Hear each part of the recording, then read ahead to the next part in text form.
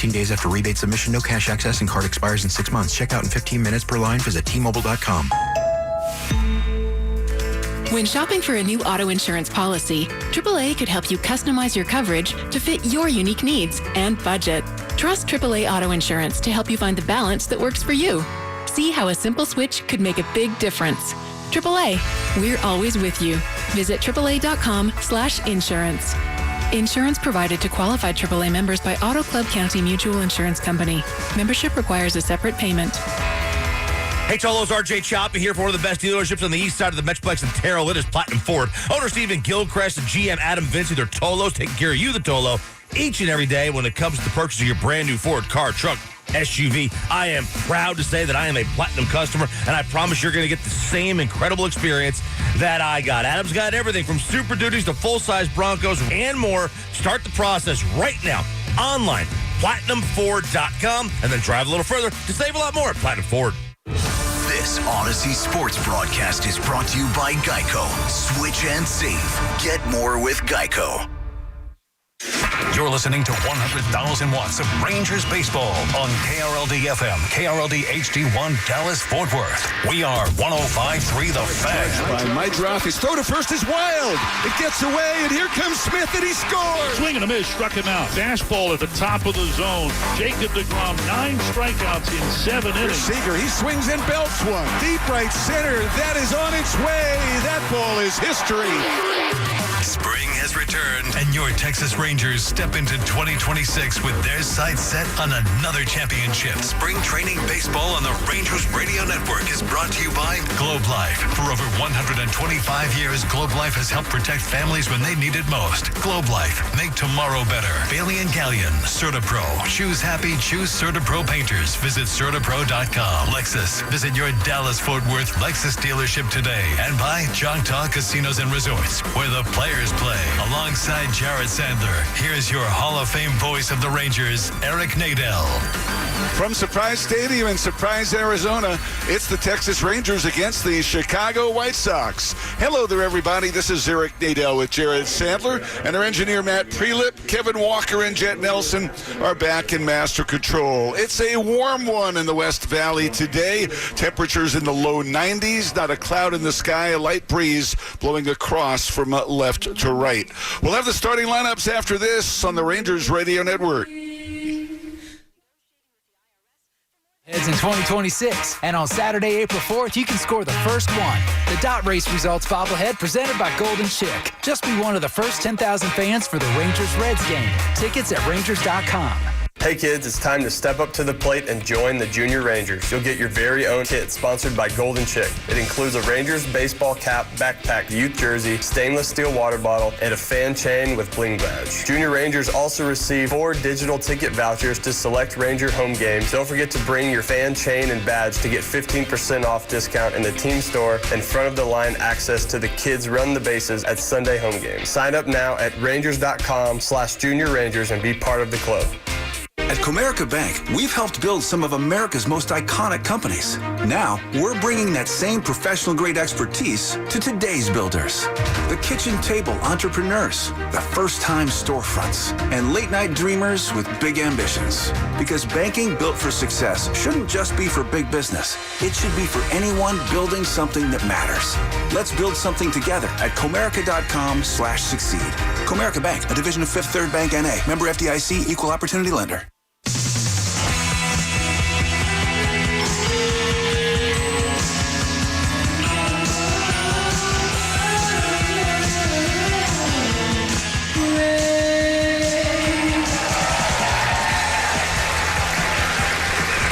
Here's the starting lineup for Chicago manager Will Venable in his second year at the helm of the White Sox.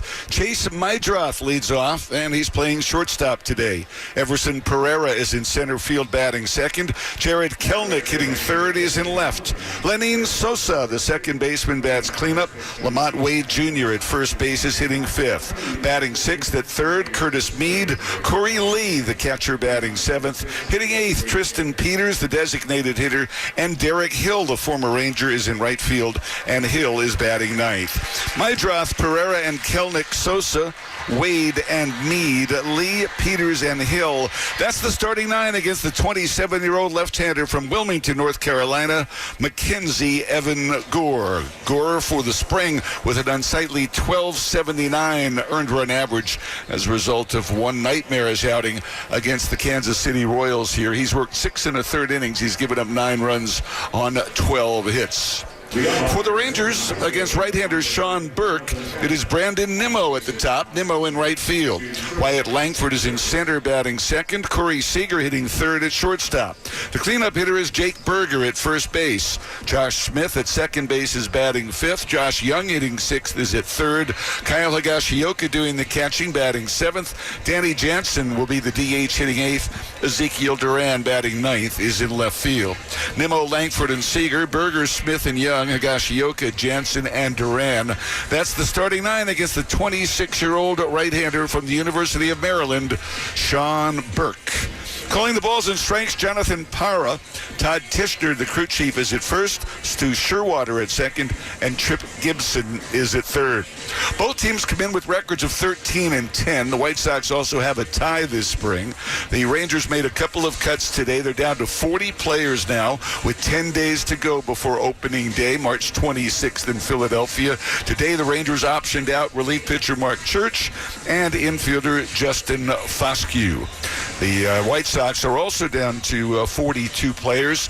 They do have some players competing in the World Baseball Classic, and we will see what happens with those fellows. But Sam Antonacci is the guy who has really opened eyes in the White Sox camp this spring. He's an infielder playing for Team Italy.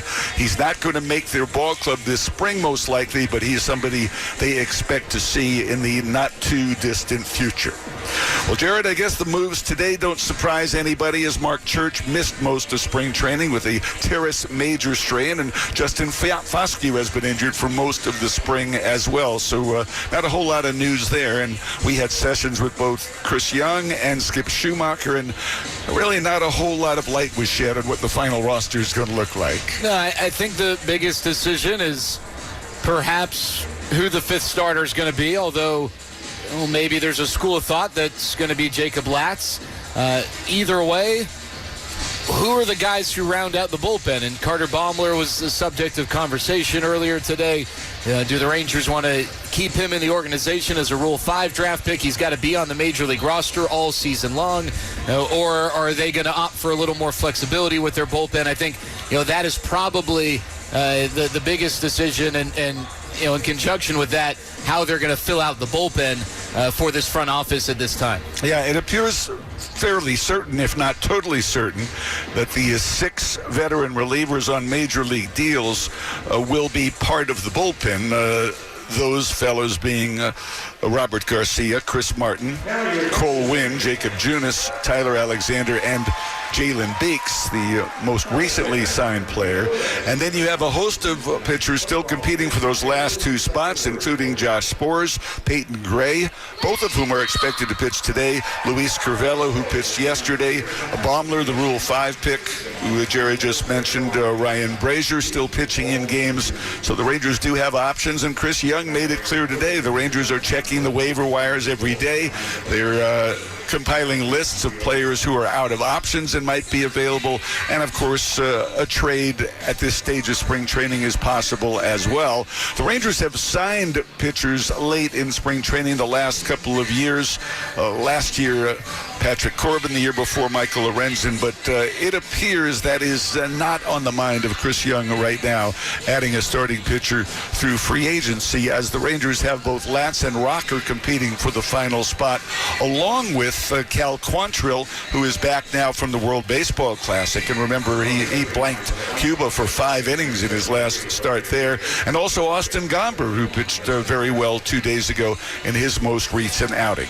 Well, the White Sox are hoping for another big improvement this year. They went from 41 wins in 2024 to 60 wins last year, but of course that still leaves them with 102 losses. They are hoping that they will, if not necessarily reaching 500, at least approach 500 with a win total somewhere in the mid-70s this year under Will Venable in his second year.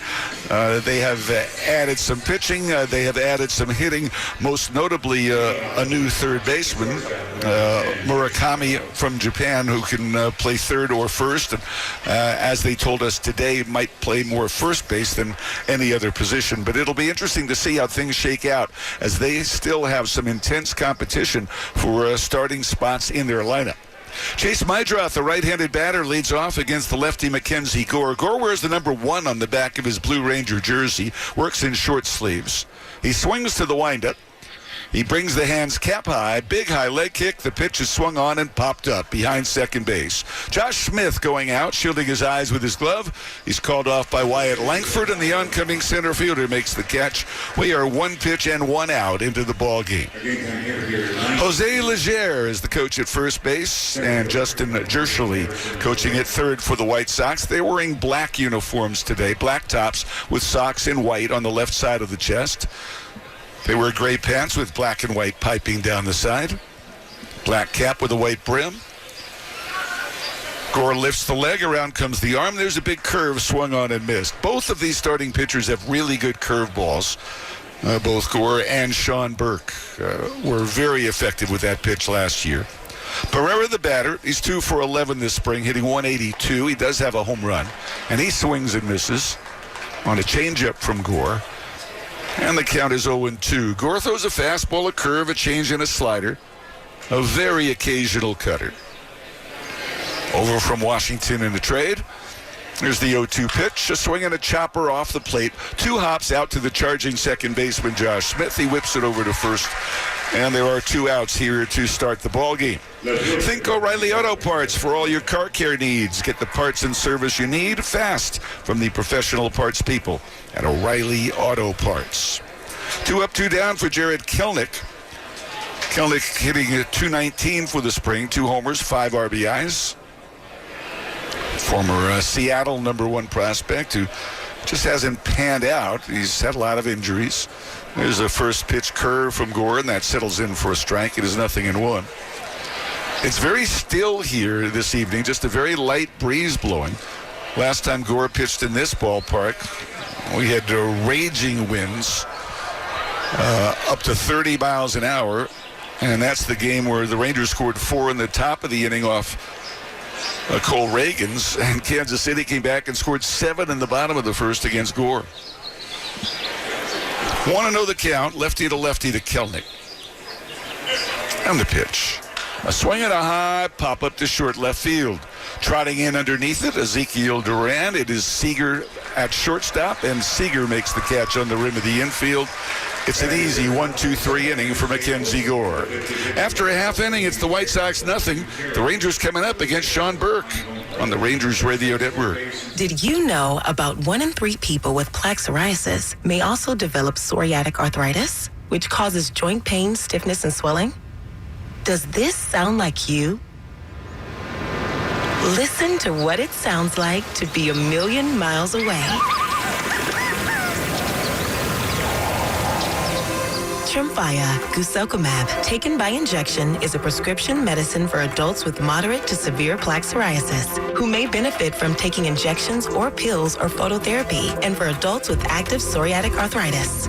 Serious allergic reactions and increased risk of infections and liver problems may occur. Before treatment, your doctor should check you for infections and tuberculosis. Tell your doctor if you have an infection, flu-like symptoms, or if you need a vaccine.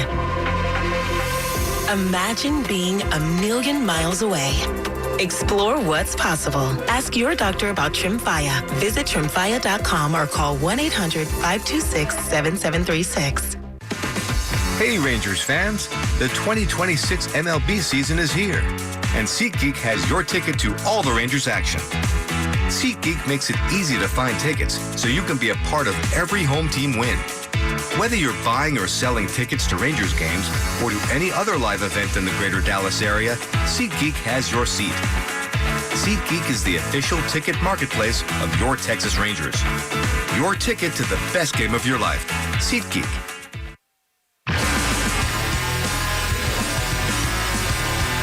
There's no score as Brandon Nimmo makes his way to home plate.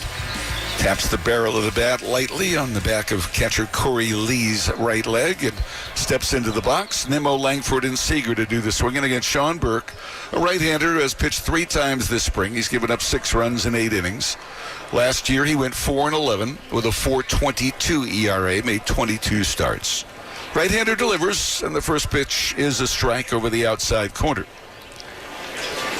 He throws a fastball, a curve, a slider, an occasional change in sinker. Angles toward the third base line as he rocks back, brings the hands chin high, comes to the plate and delivers a strike. It is 0-2 to Nimmo. Left-handed batter, hitting .389 in 18 at-bats this spring. 2 homers and 8 runs driven in. The 0-2 delivery, fouled off to the left. For the White Sox defensively, it's Kelnick in left, Pereira in center, and Hill in right. They are swung around toward left the opposite way on Nimmo. 0-2 the count on the Ranger leadoff batter, with Langford to follow, then Seager. And the pitch is fouled away. On the infield, it's Curtis Meade at third, Chase Mydroth at short, Lenin Sosa at second. And the first baseman is Lamont Wade Jr. Corey Lee does the catching. Here's the pitch. A swing and a foul at the plate. Tomorrow, a full day off for the Rangers. They swing back into action on Wednesday night, and the Wednesday game will start an hour later. It'll start at 8 o'clock Texas time, with Jack Leiter on the mound against the Royals' Chris Bubich. Nothing here, bottom of the first. Pitch to Nimmo, and he struck him out looking with a fastball over the outside corner at 96 miles an hour. There's one away, and here comes Wyatt Langford. Langford having a knockout spring, hitting .481, 4 homers and 12 runs batted in, with an OPS and on-base plus slugging of .1548. The Rangers as a team have an .838 OPS. There's a swing and a fly ball toward the right field corner. Long run for Hill, and it drops inside the line for a hit. Langford is streaking for second. The throw is wide, and he slides in with the double. Well, Langford's hot spring continues as he dunks that one in between Hill and the right field line. And Wyatt Langford has raised his spring average to an even .500. He is 14 for 28. What were we talking about earlier? The best hitter in franchise history in spring training with at least 100 plate appearances? Wyatt Langford. He has that title, which has almost no value to it, but it's fun for us to discuss. Those records kept since 2006 as Corey Seager swings and misses. I was remembering some Rangers who earned the Mr. Marsh nickname way back when, but we don't have the full statistics to see how they would compare to Langford's numbers. Ryan Rua, another guy who we have frequently hot months of March as the pitch comes low 1-1. But back in the day, Mike Stanley was a guy who always performed really well in spring training. Jeff Kunkel had some great spring trainings as well. Nothing here. Bottom of the first inning. A runner at second and 1 out for Seager. Jake Berger on deck. Sean Burke delivers. Seager takes low. 2 balls and a strike on the Rangers shortstop. Both these teams scoring a lot of runs in the Cactus League. Rangers averaging 6.3. White Sox averaging 5.6. White Sox ERA is a little bit lower. Here's the 2-1, and a ground ball hit on the right side. To his left, Sosa gobbles it up on the outfield grass. The second baseman with a sidearm toss to first retires Corey Seager. And Langford moves up to third with 2 outs here in the bottom of the first inning. No score, and Jake Berger coming to the plate. The shadows creeping out from the backstop towards center field now encompass the mound. And about 60% of the infield actually creeping out from the left field line toward the right field wall as they cross the infield. Righty to Berger, a swing and a foul ball back. Berger hitting .333 with 3 homers, 8 RBIs at an OPS also over 1,000 at 1,027.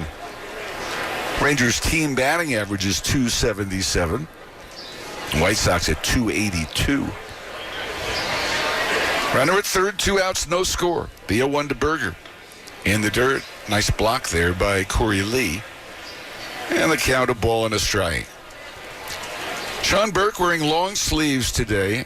He wears the number 59 on the back of his black White Sox uniform. Mackenzie Gore in short sleeves for the Rangers today. White Sox will open their season against the Milwaukee Brewers. And they have named Shane Smith as their opening day starter. He was a Rule 5 pick a year ago. 1 ball, 1 strike. And the pitch. Strike call to Berger over the outside corner, and he is challenging that call here in the first inning. Empire's mic apparently not working, but the challenge board is, and the answer is, the pitch was a strike, and Jake was incorrect. Well, Skip Schumacher was talking today about some of the leverage situations where the Rangers would encourage hitters to challenge, and low leverage situations where they would encourage the hitters to not challenge. This probably being one of those, but it's just spring training, and guys are getting the hang of it. 1 ball, 2 strikes, and Burke steps off the rubber. You know, he mentioned these guys already have enough to think about when they're trying to win a battle in the box that, you know, they're going to help them from the dugout to understand, hey, this is a green light situation, this is a red light situation. I think that's going to be a really important thing for all teams to do. The 1-2 delivery in the dirt, blocked by Lee on a slider down and away. You know, whether it's a part of the third base coach's signs, pitch to pitch, or something from the dugout, you know, I don't think these hitters need to think before the pitch, is this a spot where I should challenge or not? They just need to know, hey, green light if you want, red light, no shot. Not worth it right now. Yeah, probably something they need to know before they even step in the box. 2-2 pitch, and that is yanked foul off to the right as Berger stays alive at the plate. You know, we saw in the World Baseball Classic semifinal game last night how valuable ABS could have been had it been in practice at the WBC when the final call of the game was clearly missed, denying Fernando Tatis a chance to bat with 2 men on base and 2 outs in a 1-run game. 2 balls, 2 strikes, 2 outs here. A runner at third, no score. And Berger lobs one out into short right field. Hill fighting the sun. He drops to a knee. He makes the catch. Well, a difficult challenge for Derek Hill there, looking straight into the late afternoon sun. But he made the play with a basket catch, and that retires the side. No runs, a hit, and a man left at third base after 1. It's the Rangers nothing, the White Sox nothing on the Trajan Wealth Rangers Radio Network. Ever wondered what it takes to move all the gear to support 75 players, a dozen trainers, and a Palomino to Surprise, Arizona? PGL, Rangers captain, and all your Texas Rangers know that it's a big job. And PGL is proud to be the official team logistics partner. Visit shippgl.com/Rangers or call 833-SHIP-PGL to talk with one of our experts to take care of your business. From Surprise to Singapore and everywhere in between, we'll get you in the game. Energy Transfer is excited to support the Texas Rangers. As one of the country's largest energy companies, we proudly move oil and gas products through our 120,000 miles of underground pipelines to power our communities and make our lives possible. AMR, the official emergency response team of the Texas Rangers, invites you to follow your passion and find your purpose with a career in emergency medical services. Make the EMS big leagues with the national leader in emergency medical services and play a vital role providing care in any crisis. To learn more, visit amr.net/careers. Oh, it's popping at Tropical Smoothie Cafe with the new Tropi Boba Bowls with juicy poppin' boba, available now for a limited time only. Take your pick from an acai base topped with mango-flavored Tropi Boba or strawberry-flavored Tropi Boba. Pop in and try the new Tropi Boba Bowls today at Tropical Smoothie Cafe, the official smoothie of the Texas Rangers.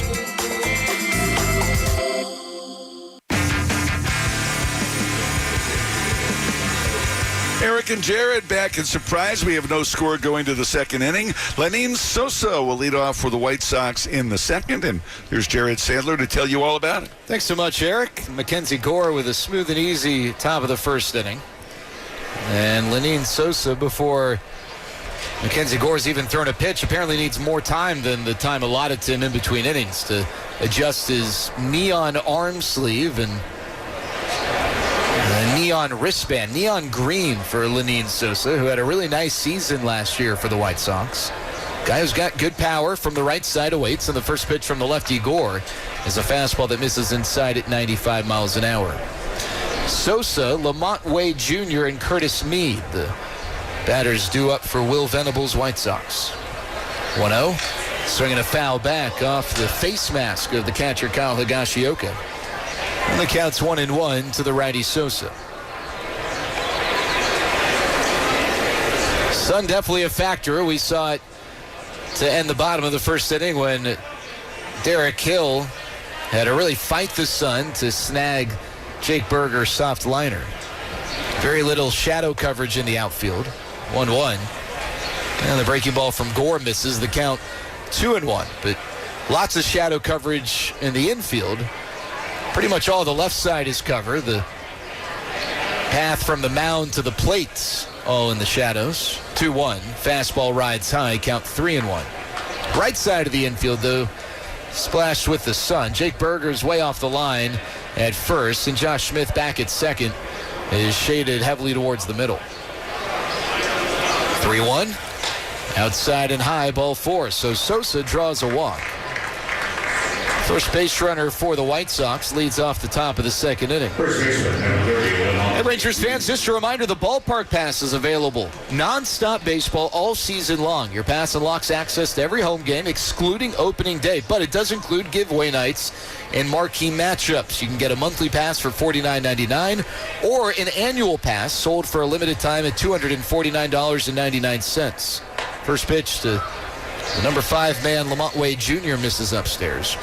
Go to Rangers.com/ballpark pass. Now, to be clear, you don't necessarily get assigned a seat with the ballpark pass, but if the game isn't sold out and there are seat options available, then you will be assigned a seat.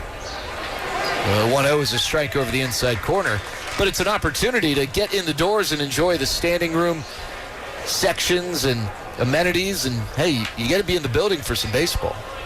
What'd you say it averages out to? I mean, less than $2. $3 a game? $3, yeah, that's right, $3. It doesn't include home games. 1-1 in there for a strike. I was thinking 162, but it's only 80 because no opening day and only home games. You can try flash your ballpark pass on the road, but I can't guarantee it'll get you in. The 1-2 to the lefty Wade. Gore with a kick in the pitch. Wade swings and slashes one foul to the left. I don't know where else you can get in with the ballpark pass. Concerts, restaurants with no available reservations. I mean, you can try, but we only guarantee access to Globe Life Field for Rangers home games other than opening day. The 1-2. Check swing.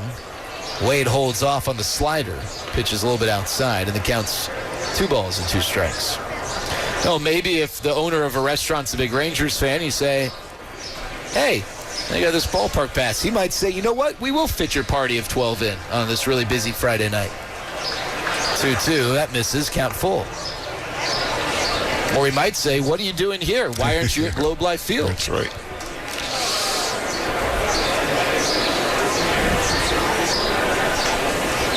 Three balls, 2 strikes, runner at first, nobody out.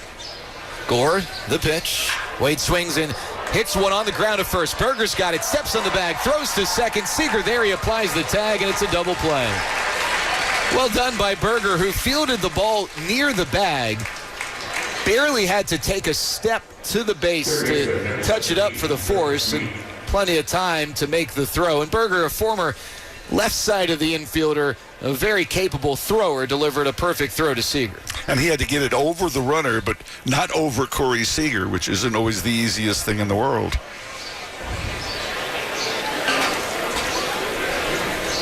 First pitch to Curtis Mead, the Australian, with a big swing and a miss. And the count's 0-1.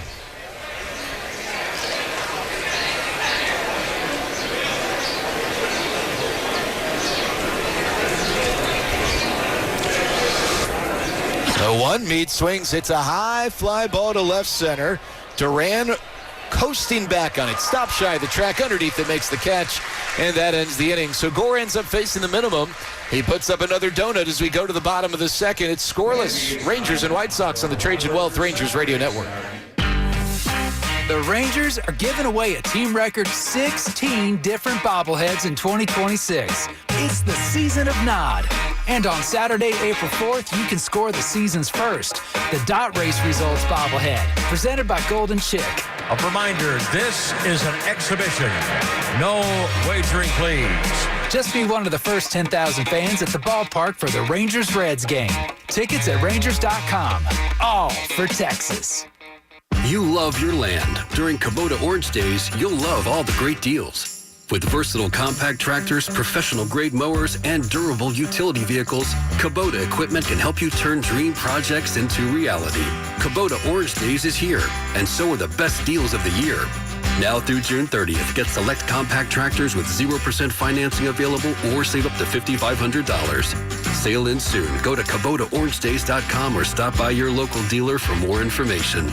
As the original American single malt from Texas, Balcones Distilling has been leading the recently ratified American single malt movement from the beginning, right from the heart of Texas. Whether using high-quality Texas grains, collaborating with the uncompromising climate, or adapting to let local flavors flourish, Balcones intentionally crafts every bottle of award-winning whiskey to deliver a true taste of this great state.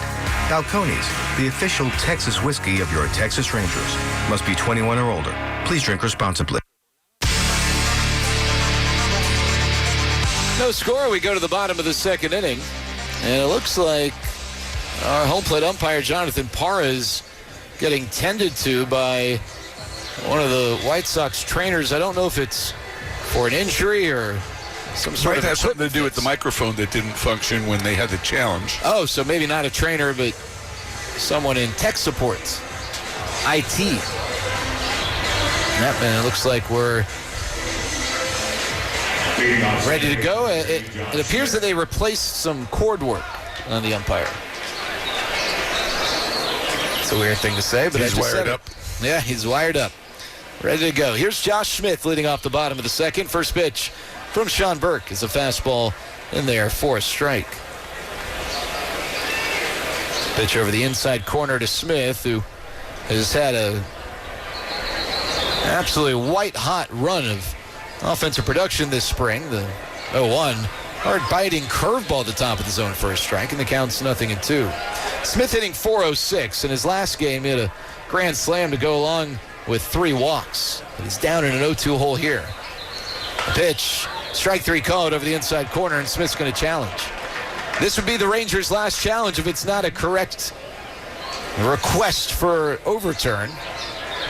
And looking at the video board, it is a strike. That pitch able to clutch the inside corner. So the Rangers are without challenges the rest of the game. And I don't think the new cord work actually worked with the umpire. Yeah, I don't think so either. Not enough blood flowing through that cord. So here's Josh Young with 1 out and nobody on. Righty Burke into the windup. High leg kick and the pitch. He misses with a slider low and away. This is Josh's first game action since the adductor strain knocked him out for a few weeks. 1-0. He takes outside. I should say his first Cactus League action. He has appeared in some backfield action and some live BP sessions. But good step for Josh to get back in the lineup to try and be ready for opening day as he swings 2-0. Flies one into foul ground down the right field side, but well out of the reach of Derek Hill, who is cruising over towards the sidewall. So the count's 2-1.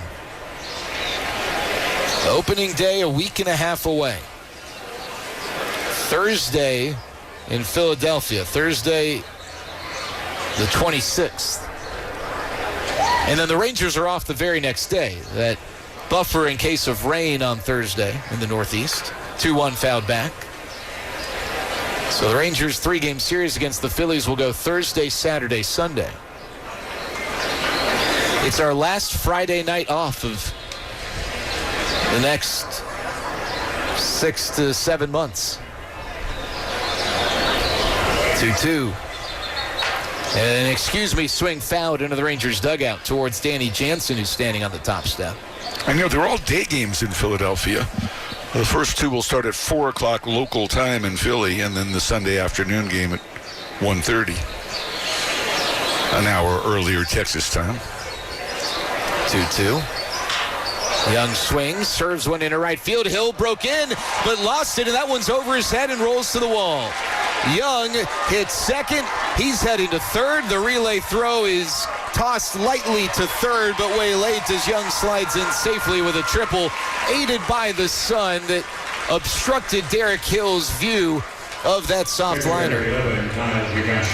Well, we saw Hill struggling on the ball that Berger hit that ended the first inning, and he didn't win the struggle this time.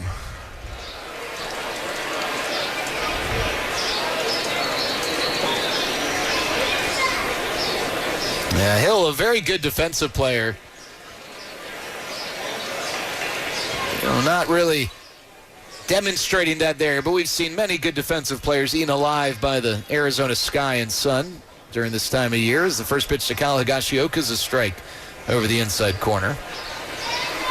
And Derek is still fighting the sun, just trying to look towards home plate, now standing in right center field. Infield in for the White Sox. No score, bottom two.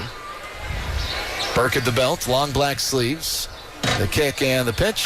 Higgy swings, soft liner to short, caught by the White Sox shortstop Chase Mydroth with a little bit of a bunny hop standing in the front rim of the infield. A broken bat is Higashioka in his first plate appearance after a week or so stretch with some back tightness, unable to deliver. And now Danny Jansen, who's DHing for the Rangers tonight, comes up with 2 outs and a runner at third.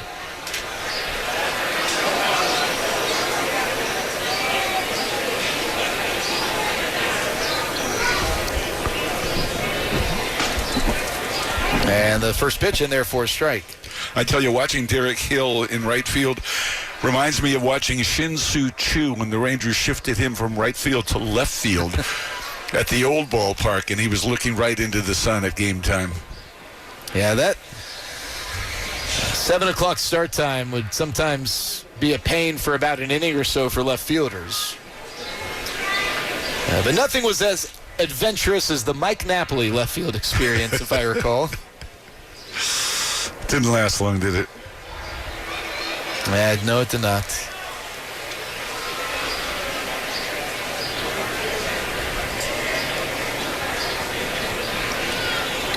One ball, one strike.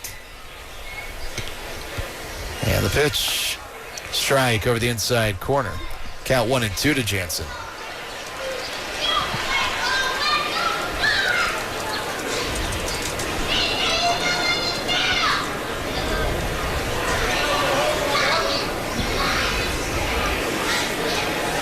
One-two pitch.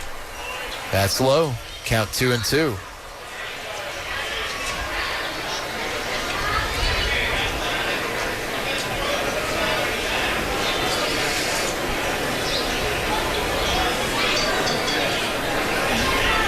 Infield back against Jansen with 2 outs. The 2-2. Swing and a drive to left center field. That one splits the alley and one hopping off the wall. Young scores from third. Jansen jogs up to second.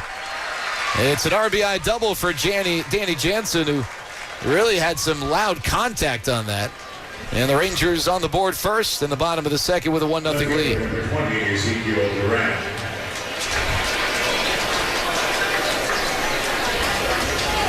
That looked like a fastball from Sean Burke that caught too much of the plate. Almost perfectly center cut, and Jansen made him pay. That was a 97-mile-an-hour fastball that Danny turned around almost 108 miles an hour off the bat. So here's Zeke. First pitch, breaking ball, spins to the top of the zone for strike one. Second baseman Sosa shaded towards the middle. Jansen leads off his second. Burke checks the runner and the pitch. Strike over the inside corner as Duran was backing off the plate as that pitch zipped towards him, but A nice offering by Burke to get ahead 0-2. And the Rangers run some bad luck for Burke because Josh Young reached when Derek Hill lost the ball in the sun on what otherwise would have been a routine out. The 0-2 swing and a miss. Duran chases upstairs, and that ends the inning. The Rangers get a run on a couple of hits. We go to the third, 1-0 Texas on the Trajan Wealth Rangers Radio Network. A happy place comes in many colors. Whatever your color, bring happiness home with CertaPro Painters and make your happy place your home. CertaPro Painters, that's painting happy. During our spring sales event, get 10% off any home painting project, $2,500 or more. When you schedule before May 15th at participating locations, get started today at CertaPro.com. Each CertaPro Painters business is independently owned and operated. Contractor license and registration information is available at CertaPro.com. Hi. Sorry, did I startle you? When you're used to hearing a certain type of commercial, something like this can, well, take you by surprise. That's kind of how it is with the Lexus RX, a vehicle that has continued to defy expectations for over 25 years. From the first luxury vehicle of its kind, to the first hybrid luxury vehicle, to the only plug-in hybrid worthy of the RX name. We understand you want more than the everyday SUV. And isn't being understood an amazing feeling? Experience amazing at your Lexus dealer. Hi, this is the stomach speaking. It feels like breakfast was months ago. So please address immediately with Quick Trip's new $5 delicious combo. I hear you get 2 roller grill items, a Big Q fountain drink, and a bag of chips for just $5. If current crisis is not addressed, repercussions may result in embarrassment, such as leaving the gas tank open, saying yes to helping your friend move, and agreeing to run for the HOA. Pull into the closest QT and fill up soon, only for a limited time. It's 1-0. The Rangers leading the White Sox. Top of the third inning. It is scoreless between Team Italy and Team Venezuela in the semifinal of the World Baseball Classic. Bottom of the second inning. Aaron Nola pitching for Italy, and for the Venezuelans, it's Cater Montero, the young righty, part of the Tigers organization. The winner will go on to face Team USA tomorrow night. I don't love that one team will play the final with no rest and the other team will play with a full day of rest. I don't feel like that's necessary. It doesn't seem fair. First pitch to Corey Lee in there for a strike. We'll keep you updated whether that Cinderella Italian story can continue. 0-1 in the dirt. Interesting, the change of starting pitchers today from Lorenzen to Nola. Remember, Lorenzen was the guy who stifled the United States offense in pool play, so I guess they want him lined up to pitch against the U.S. in the final if they get that far. I thought it was maybe that they just determined he hadn't visited Italy enough to qualify for Team Italy. The pitch to Lee, 1-1, swung on and fouled back. He's been eating spaghetti all week.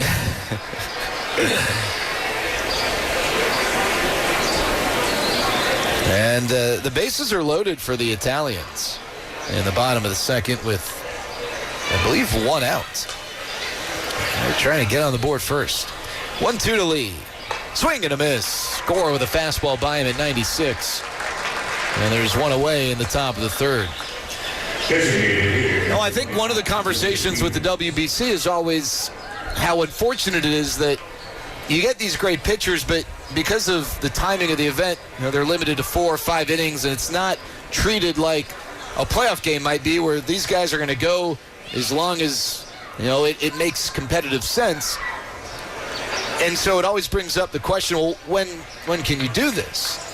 First pitch to Peters is low and away, and one of the reasons why people don't like it taking place in the middle of the season is that teams aren't going to want their pitchers using up innings in the middle of the year when they're trying to save those innings for a stretch run or a postseason run, whatever it might be. 1-0, strike, or forget just using innings. What if pitcher gets hurt and now they're lost for those competitive games? But the risk of getting hurt, I guess, is alive no matter when you do it. The 1-1. That's inside. It might have hit Peters, or was it a swing? No swing on appeal, and Peters will be awarded first base. So Gore, going in tight, hits the left-handed hitting outfielder. And the White Sox have a runner on with 1 out. But one of the suggestions was in WBC years, How about you take the 162-game schedule, eliminate a couple weeks' worth of games, place it in the middle of the year. So if it's not the WBC year, you still play the 162. If it is, well, those are innings that you otherwise would pitch if you're Nathan Eovaldi or Jacob deGrom or name your pitcher. And maybe that would make teams more interested in having the event in the middle of the season. I don't know that you're going to get people to agree to that, but that is at least a way to not add innings, because those are innings those pitchers would otherwise throw. Yeah, and of course you've had this suggestion in the last week too that the early rounds should be played during spring training, but let the semifinal and final be played the week of the All-Star game. Derek Hill down 0-1, turns to bunt. Did he go around? No. As he ran up through the box, he was able to pull the bunt attempt back. Pitch was low from Gorse, the count's 1-1. I actually like that idea a lot. Now, it would add a few innings to some pitchers, but it's just one game for each starter. Exactly. No, I like that too. Now that could build up the anticipation, and I do think the baseball All-Star game is the most competitive among the major sports, but that would be a cool way to sauce it up. And you could have those games as Hill bunts first base side. It's a beauty. Berger off the bag's got it. Gore unable to beat Hill to first base, so a bunt base hit for Derek Hill. Peters up to second. White Sox with runners at first and second and one out.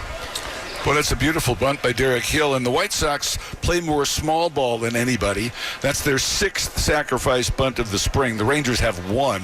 They also have 37 stolen bases this spring in 24 games. So Will Venable has this team putting on some plays. We'll see what he does here with Chase Mydroth. Runners at first and second and one out.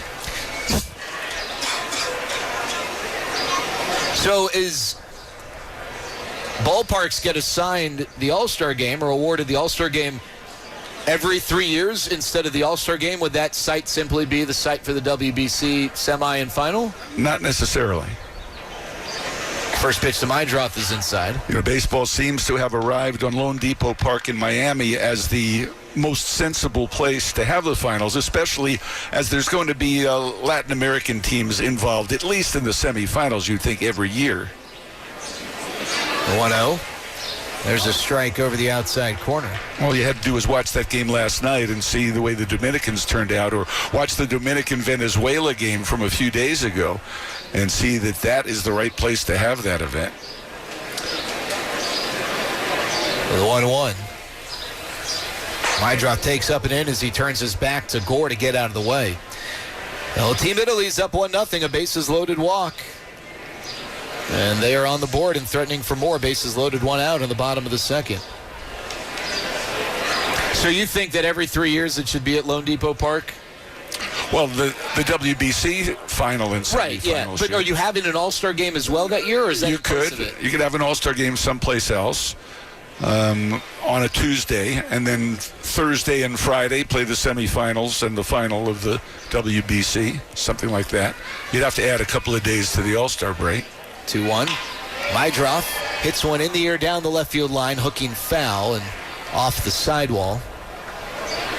Count 2-2. This was a plan that I first read advanced by Jason Stark, and then others have had variations of it that they have suggested. But you'd have quite a whole week of events. You'd have the Futures game, you'd have the Home Run Derby, you'd have the All-Star game, then you'd have the semifinals of the WBC and the finals of the WBC. 2-2. Swinging a foul towards the White Sox dugout. See, and I think it would be so cool if it was all in one place. Mm-hmm. And my hope is with that much notice, I mean, we're talking months of notice from when you know who's in the semis versus when it takes place, that the people can arrange travel as needed. 2-2. Downstairs. I mean, that would really, baseball would own that week of sports. Mm-hmm. Totally. And that one site would bring so many people together instead of forcing people to make decisions on where to go. Well, part of it, though, I think with Miami is so many Dominicans and Cubans and Venezuelans and Puerto Ricans live in the area or are a very short flight from Miami that it makes much more sense for those people to be able to go on short notice if their team makes it to the final and semifinal. 3-2 popped up, short left center, Seager going back. And I get that. I guess my counter would be, it seems like it could be such a great showcase for baseball around the country. Mm-hmm. And I'll be honest with you, I wouldn't be upset if, I think it would probably be tough to pull off by sending people to the Tokyo Dome or, somewhere in Asia. But, I don't know that I'd be upset, having the final and semifinal take place somewhere in Latin America if there was a facility that could support that sort of a crowd. Maybe there's not, but I just think that it seems like those events that week could really help build baseball in certain areas where there are people who maybe don't realize that, they could fall in love with the sport. Plus, I want home field advantage for Team USA. First pitch to Pereira swung and miss. No, I think the different flavor of fan that the WBC brings is really healthy and helps create a cool atmosphere for the games. And yeah, you're right. Last night certainly demonstrated that. 0-1. Swinging a foul back.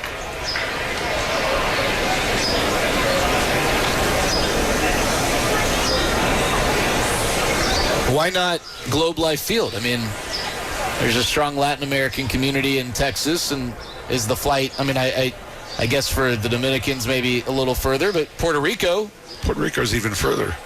Well, my geography isn't very good.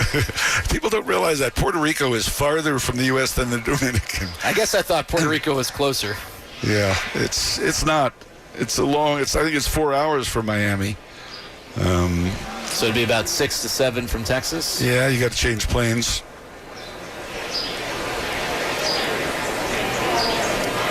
Oh, 2. Check swing, that's low. It's 1-0 Rangers top of the third. 2 on and 2 outs. But all of those are possibilities worth considering.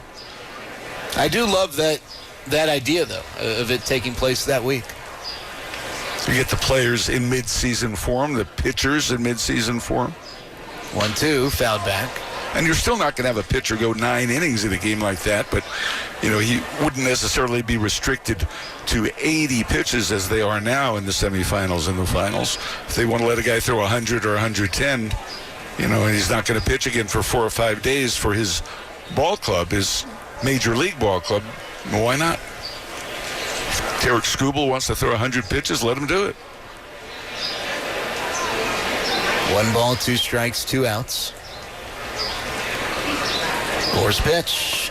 Check swing. Pereira does a nice job of laying off the curveball that nice below the zone. Count 2-2. It's 2-0 Italy through 2. They were able to put up a pair against Team Venezuela. 2-2. And that one misses. The Rangers don't have a challenge available. Oh, they needed it there, didn't they? Oh, well, you know what? I'm looking at it. I think that was the right call. Yeah? Yeah. That was close. 8th pitch coming from Gore to Everson Pereira. Runners at first and second, 2 outs. And the delivery. Swinging a foul back. He went upstairs with a heater. Now, the Venezuelans, if you haven't been following, they have a tremendous lineup. Ronald Acuna Jr. leads off, but their 7, 8, and 9 hitters, Babe Ruth Wilyer Abreu, who just becomes a superstar against the Rangers, William Contreras and Jackson Churio. 3-2, Gore turns and throws to second, but Peter's able to just barely dive back safely. Wanted to make sure he wasn't creeping too far in the full count situation. The runners will be going on the pitch. Gore the hold, check second, and the offering. Upstairs ball 4. Great battle between Gore and Pereira, and a really nice job by Pereira of coaxing the walk on 9 pitches. And Skip Schumacher's going to go to the bullpen just to get Gore out of this inning. Gore will likely come back and start the 4th. This is a spring training only rule where you can remove the starter only to have them return to the game. But with Gore's pitch count elevating this inning, no reason for him to get stretched unnecessarily within a single inning. So we'll figure out who the new pitcher is after this. We'll step aside. Bases loaded, 2 outs. Rangers leading 1-0 in the top of the third on the Trajan Wealth Rangers Radio Network. A happy place comes in many colors. Whatever your color, bring happiness home with CertaPro Painters and make your happy place your home. CertaPro Painters, that's painting happy. During our spring sales event, get 10% off any home painting project, $2,500 or more. When you schedule before May 15th at participating locations, get started today at CertaPro.com. Each CertaPro Painters business is independently owned and operated. Contractor license and registration information is available at CertaPro.com. With X the Cash scratch tickets from the Texas Lottery, you could multiply the cash by 30, 50, 100, or even 200 times. And when you multiply the cash, you multiply the celebration. With top prizes from $60,000 up to $1 million, it's the easiest way to multiply your luck or enter for a chance to win VIP experiences. Play X the Cash scratch tickets today. Must be 18 or older. Play responsibly. What a matchup we've got, folks. Just nonstop action. The energy is electric and the fans are all in. An intense game like this calls for a Coca-Cola. Ah, crisp and refreshing. That's a game changer. Yeah, that taste scores every time.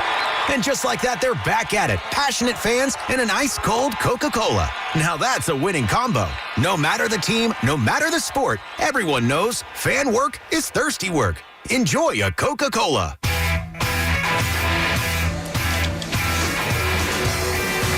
Josh Hedgeka, the new pitcher. He's a submarining righty. Bases loaded, 2 outs, 1-0 Rangers, top of the third. Mackenzie Gore will almost assuredly return for the fourth. Hedgeka's got a great story. He was traded to the Mets from the Phillies back in the offseason prior to the 2025 year, and he joked on Twitter that he couldn't believe that Jeff Passan wasn't on the Hedgeka for a bag of balls trade first. So when Josh Hedgeka signed a minor league deal with the Rangers, Passan, who normally would not tweet about Josh Hedgeka, who's got 10 innings of AAA experience, Passan was first on it, and he broke the news of Josh Hedgeka signing with the Rangers. And now here he is, pitching in a huge spot in Cactus League play.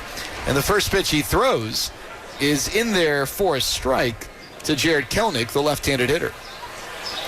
Wearing the number 94, Hedgeka submarines to the plate. Kelenic swings and fists one in the air foul out of play to the left. He's got sports goggles on him. He's quite a sight out there. Yeah, he's like a combination of Jimmy Herget, Grant Anderson, and a little bit of Mike Venafro. He's got a little Charlie Sheen in there, too. Yeah. 0-2, that's upstairs. Rick Vaughn. Hey, where's the number 94? He's got the white pants up, showing off the blue socks. I don't think a submariner or a side armor is allowed to have their pant legs pulled down. It just isn't befitting of that style of pitching. The 1-2. Swinging a foul back our way, just above us. Bases are loaded.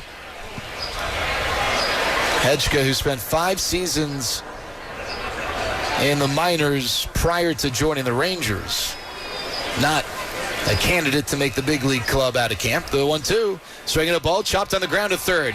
Young backs up on it, fields it, throws across, and gets Kelenic to end the inning. So Hedgeka comes in, and he strands 3. The White Sox leave him loaded. We go to the bottom of the third, 1-0 Rangers on the Trajan Wealth Rangers Radio Network. A family office is a team built to handle the 3 biggest financial responsibilities a family faces: wealth management, tax strategy, and estate planning. Most firms only manage your investments and refer the rest out, hoping everyone stays aligned. At Trajan, we built something different. Your wealth, tax planning, and estate planning are handled together inside one firm under one roof. There's no guessing whether your CPA, advisor, and estate attorney are truly in sync, because our team works together every day on your behalf. When your financial life becomes more complex, Your advice should become more coordinated, not more fragmented. One plan, one trusted team. Call Trajan today at 469-949-TEAM. That's 469-949-8326. Trajan Wealth, an SEC-registered investment advisor. Additional services through Trajan Estate and Trajan Tax. Additional disclosures and accreditation at TrajanWealth.com. It's come down to this moment. Bottom of the ninth and 2 outs. The Rangers need a run. The toughest moments call for strong support. Pitcher quickly checks first base. And the pitch. That's why people trust Globe Life. Deep to right field. Back. It's out of here. That's why millions of people trust Globe Life to help protect what matters most. That's a big win for the Rangers. Globe Life. Make tomorrow better. Bottom of the third, Rangers leading 1-0. Let's pause for station identification on the Trajan Wealth Rangers Radio Network. Your home of Texas Rangers baseball. KRLD-FM and HD1 Dallas-Fort Worth. We are 105.3 The Fan. Top of the order for the Rangers against Sean Burke, who needed 36 pitches to get through 2 innings. Texas leading 1-0. Brandon Nimmo batting in the first pitch. Burke starts him off with a curveball that misses high. Nimmo struck out looking in the first.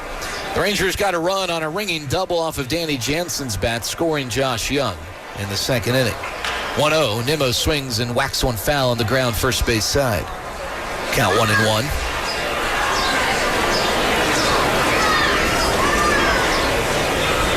Left side of the infield shaded towards the middle against Nimmo. Burke steps into the windup. The 1-1. That's outside. Changeup misses from Burke, and the count 2 balls and a strike.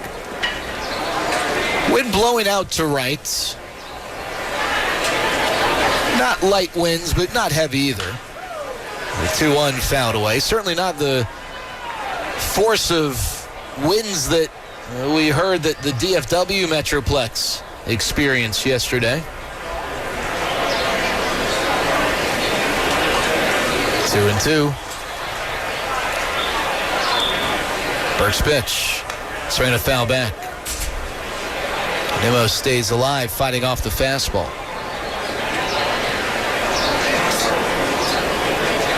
Not a bad crowd on a Monday night. The outfield berm not packed to its full capacity, but maybe a level below that.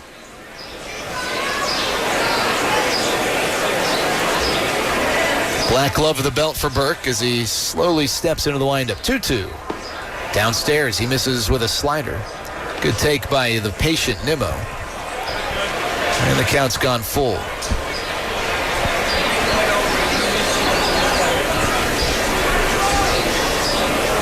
Three-two. It's outside, ball 4. So Nimmo with his beginnings of a sprint towards first. He takes a few hard steps out of the box, coasts with those hard steps, and then about halfway up the line, he starts to slow a little bit, like a plane landing on a runway. Nimmo, leadoff base runner for Wyatt Langford.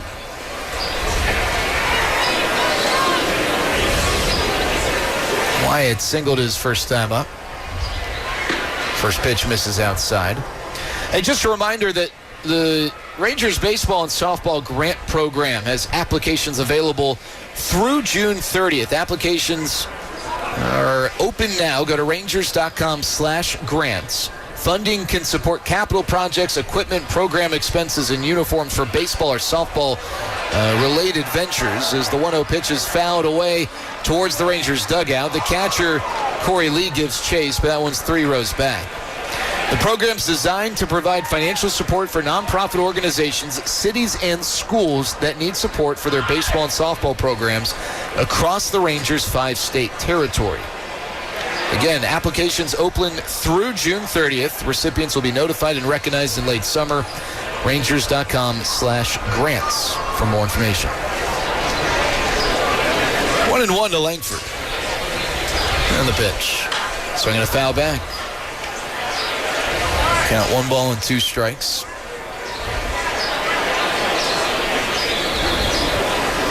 If we decided to put together an adult softball team, would we be eligible for a grant, you think?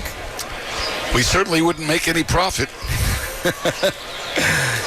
1-2. You know, in college basketball, a lot of programs have the tradition of their managerial staffs, the student managers, playing one another the night before games. We should have a broadcaster home run derby whenever we face a team for the first time that year. Better have a trainer on hand. The 1-2. Slider misses outside. Count 2 balls and 2 strikes.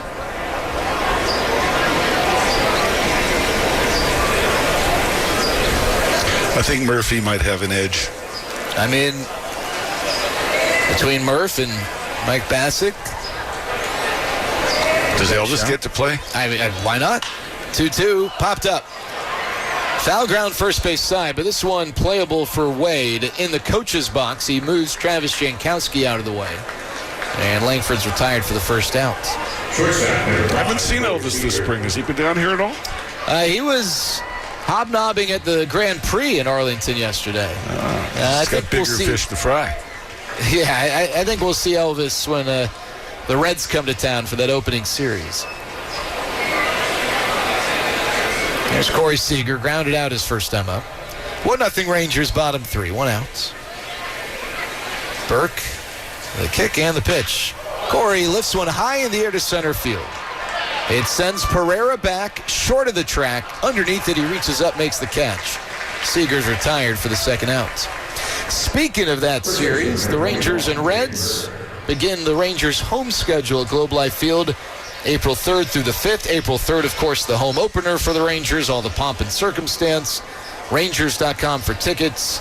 Baseball is back in Arlington, and we would love for you to join us for that opening series and all the home series throughout the 2026 season.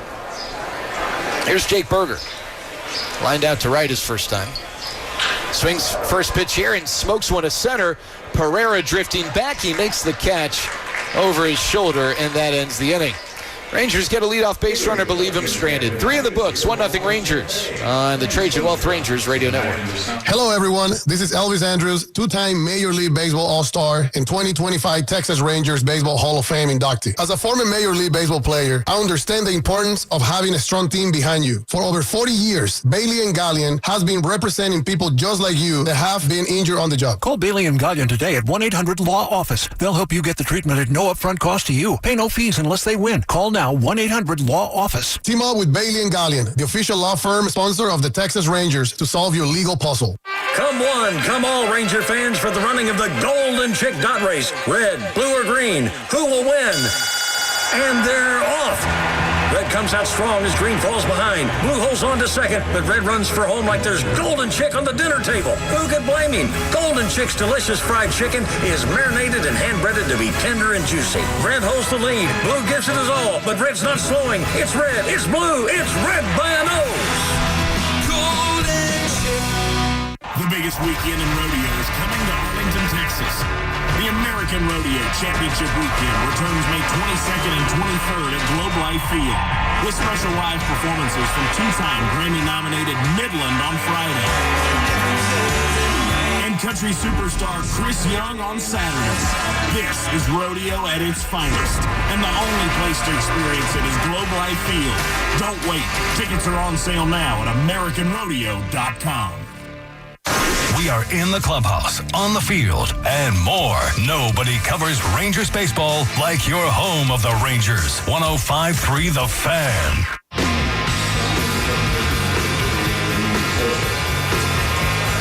This broadcast is copyrighted and presented by authority of the Texas Rangers, may not be reproduced or retransmitted in any form. The accounts and descriptions of this game may not be disseminated without the express written consent of Rangers Baseball, LLC. Lenine Sosa leads off. Mackenzie Gore is back on the mound. He threw 26 pitches last inning, 46 in the first 3 innings combined, and he drops in a slow curveball here to get ahead of Sosa 0-1. Sosa drew a walk his first time up, was erased in a double play, and the pitch is swung on and missed. So Gore quickly gets ahead at 0-2. Gore has allowed just 1 hit, the bunt single by Derek Hill. but he's walked 2 and hit a batter. The 0-2 pitch is on the way, and that's high. 1 ball and 2 strikes. The way the Ranger rotation is set up, at least the order they're currently in, you would have Eovaldi followed by DeGrom, Gore, Leiter, and then whoever the 5th starter is. Here's the 1-2 offering, and that's foul down the right field line and out of play. And it would seem there's no reason for the Rangers to not use that order when the season begins. In particular, if Jake Latz is the 5th starter, you would have the 2 left-handers, Gore and Latz, separated in the rotation by a right-hander, Leiter, which is what most managers prefer rather than letting the opponent see back-to-back lefties. 1-2 the count. Sosa steps out for a moment, now back in there. Hit 22 home runs last year to lead the Sox. And the pitch is swung on, hit high in the air, deep left center field. Going back, Duran and Langford at the wall. Duran, he reaches and he's got it. An over-the-shoulder catch by Duran. He was actually behind Wyatt Langford, up against the wall in between the 379 and 400 signs in deepest left center field. That is a long out off the bat of Lenin Sosa. Nice play by Zeke, who doesn't have a ton of experience out there in left field. And that will bring up Lamont Wade Jr.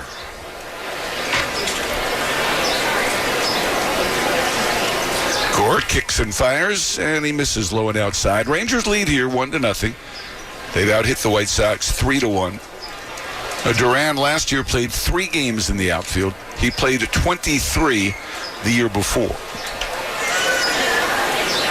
The 1-0 delivery, breaking ball, just missed the inside. Gore thought it was a strike. Held the pose, expecting to get a call from Jonathan Parra, but that did not quite hook the inside corner. Stayed inside, and it's 2-0. Now Gore back to the plate, way inside with a fastball. And the count at 3-0. Curtis Mead, the on-deck batter for the White Sox. Gore back to work at 3-0, and he missed badly inside ball 4. So control issues bedeviling Mackenzie Gore here tonight. 3 walks and a hit batsman in a span of the first 14 batters of the game. And that will bring up Curtis Mead. And of course, one of the issues for Gore in his young big league career has been a walk rate that's a little higher than it should be. There goes the runner. The pitch is taken. The throw to second by Higgy bounces into center field. Up and heading for third is Wade, and there's no play over there. So Lamont Wade gets a stolen base, goes to second on what will be scored an error on Higashioka as he bounced the throw.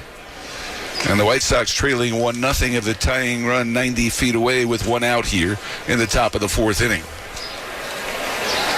Well, the throw was in time, even though it wasn't the strongest throw, but you know, it's never easy to ask a middle infielder to play first baseman by having to scoop a throw that's not a favorable hop and then get the tag down, and Smitty just wasn't able to scoop that one up.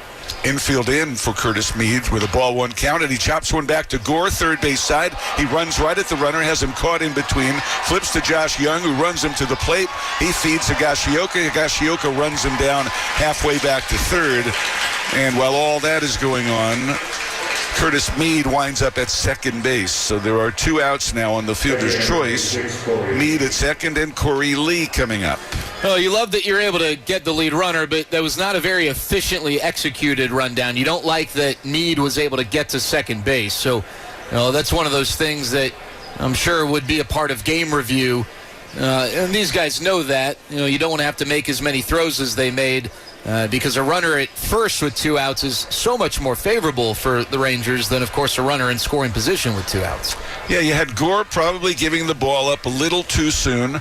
You had Josh Young running the runner toward home plate, which is not ideally what you want. If you're running him, you want to run him back toward the base he came from.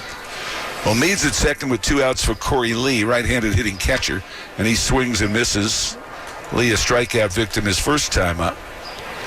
They have 2 very fine young catchers, Edgar Caro and Kyle Teal. Teal got hurt in the World Baseball Classic, so it will probably be Caroline Lee when the season begins.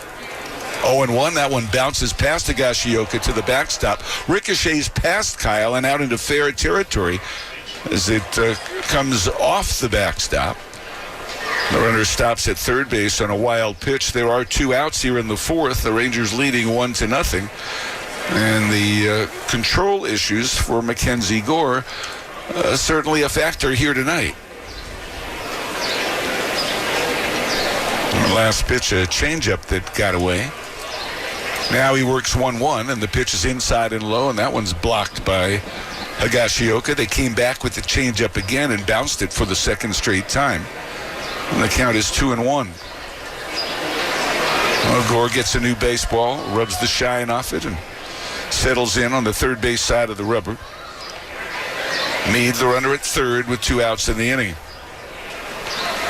The set, the pitch. That's a fastball low and inside, and the count is 3-1. Tristan Peters, a left-handed batter, is waiting next.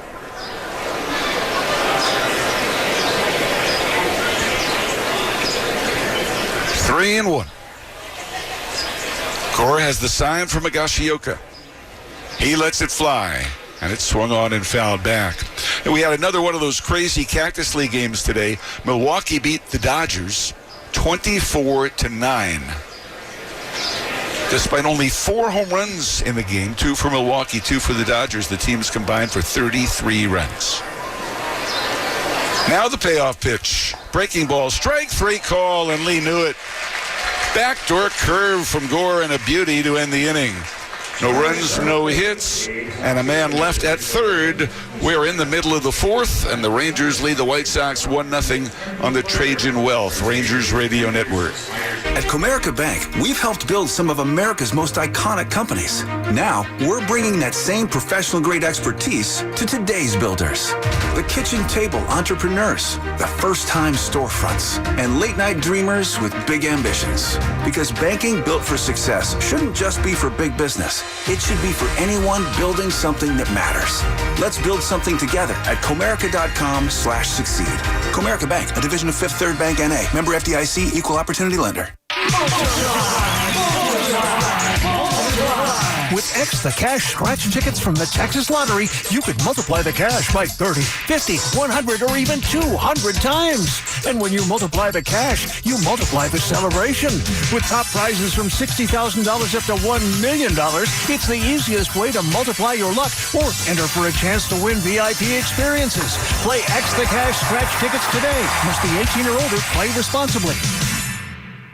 Luxor Staffing, official staffing partner of the Texas Rangers, has hundreds of open positions in warehouse distribution, manufacturing, and more. Come work with some of DFW's best employers. Great pay, excellent benefits, multiple shifts, and endless opportunities for promotion. Luxor has 10 convenient locations in DFW ready to find a perfect job for you. All Luxor offices have experienced bilingual professionals ready to help you now. Visit us online today at luxorstaffing.com and find the office closest to you. Apply today and work tomorrow for Luxor Staffing, DFW's premier staffing agency.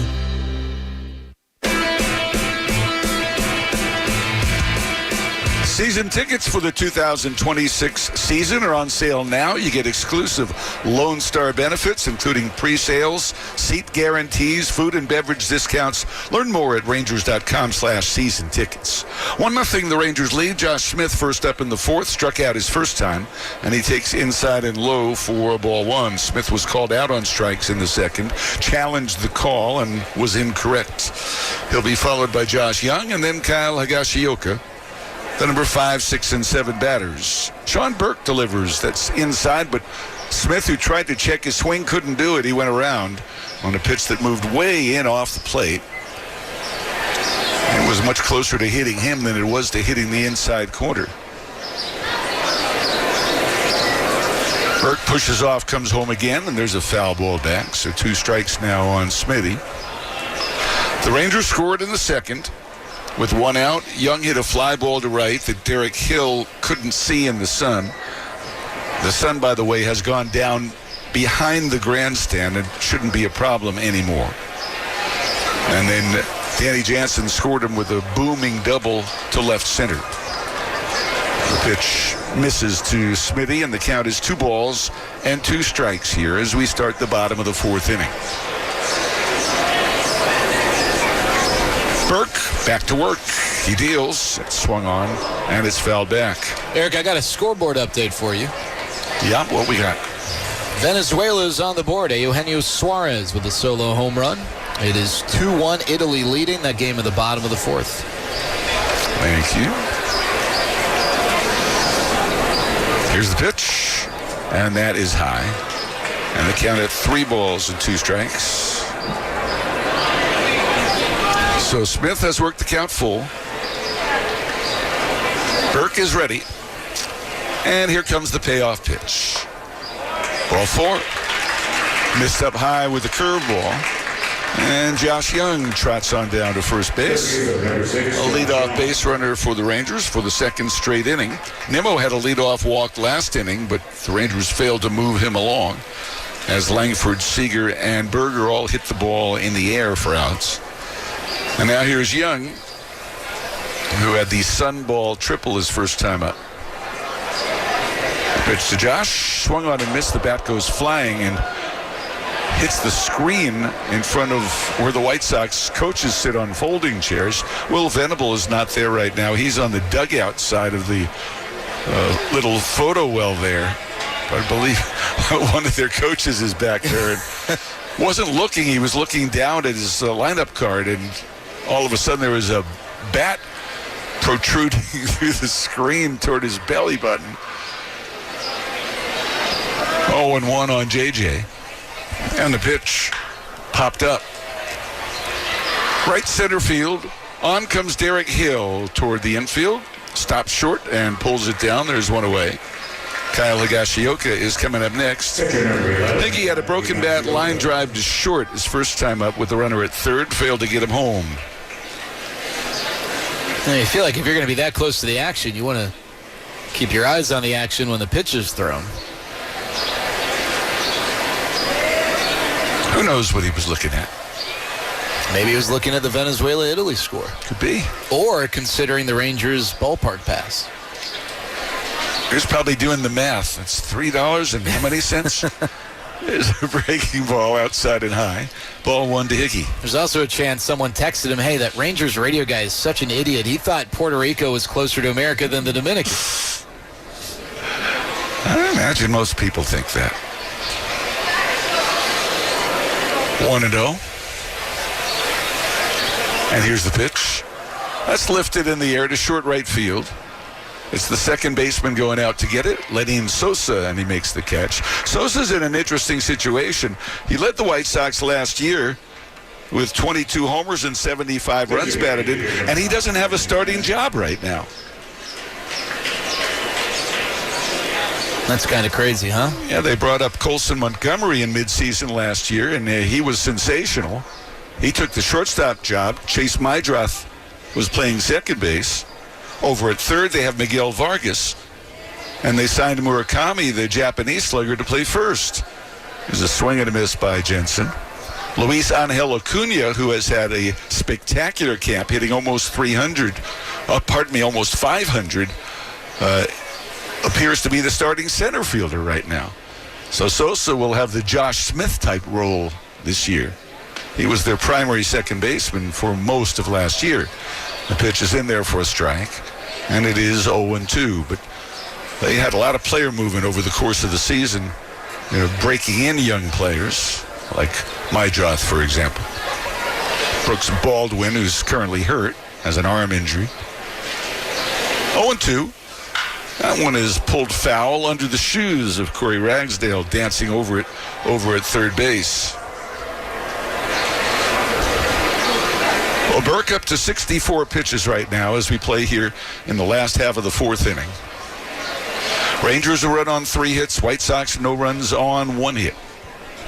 Short lead for Josh Smith with 2 outs. And the pitch. Jansen is called out on strikes at the knees. And that ends the inning as a sinker gets him. No runs on a leadoff walk and 1 left. 4 innings in the books. It's the Rangers 1, the White Sox nothing on the Trajan Wealth Rangers Radio Network.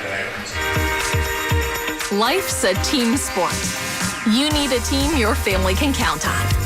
Medical City Healthcare, the official healthcare system of the Texas Rangers, and one of North Texas's largest healthcare providers, offers comprehensive, compassionate care, advanced technology, and personalized treatment for your entire family. Trusted care when you need it most. Medical City Healthcare, a team you can count on. When you open a Corona, you hear the sounds of wherever you are a little differently. A little more Corona. And you think to yourself, why am I just listening? Corona, La Playa awaits. Relax responsibly. Corona Extra Beer, imported by Crown Imports, Chicago, Illinois. The Whataburger Monterey Melt is back? You've got some nerve showing up here again, looking all delicious with your fresh all-beef patties, melty cheeses, grilled peppers and onions, and jalapeno ranch. When I want you, you're nowhere to be found. And now you're back? Aw, get in here. We just missed you, that's all. The Whataburger Monterey Melt is back for a limited time and harder to resist than ever. Download the app. What a burger!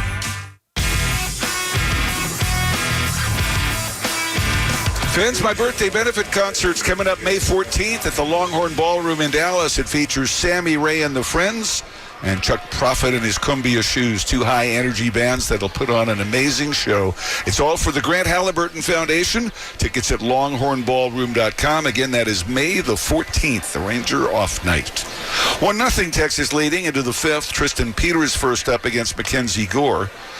And the left-hander's 64th pitch of the night is outside for ball one. Peters was grazed by a pitch his first time up.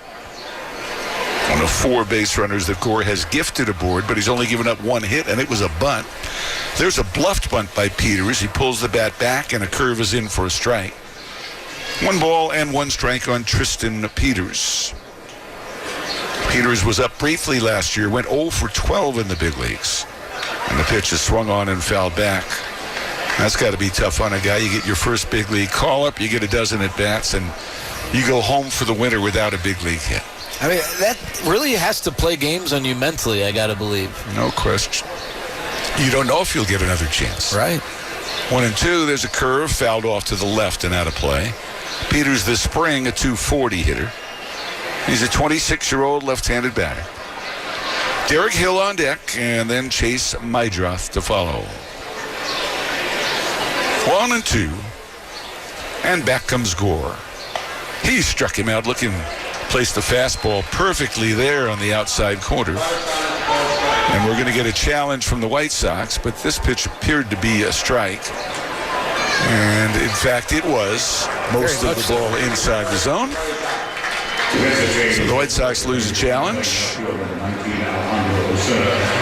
And Derek Hill will be the batter. Looks like Alejandro Osuna has come into the game now in left field. Duran, I believe, has moved to third base. I could be wrong. But it's not Josh Young at third. That much we know. There's the pitch. And that's a little high to Hill. Hill had the bunt single his first time up. The only hit off Mackenzie Gore. Derek Hill, back in 2024, played in 24 games for the Rangers. Former first-round pick of the Tigers from the Sacramento area.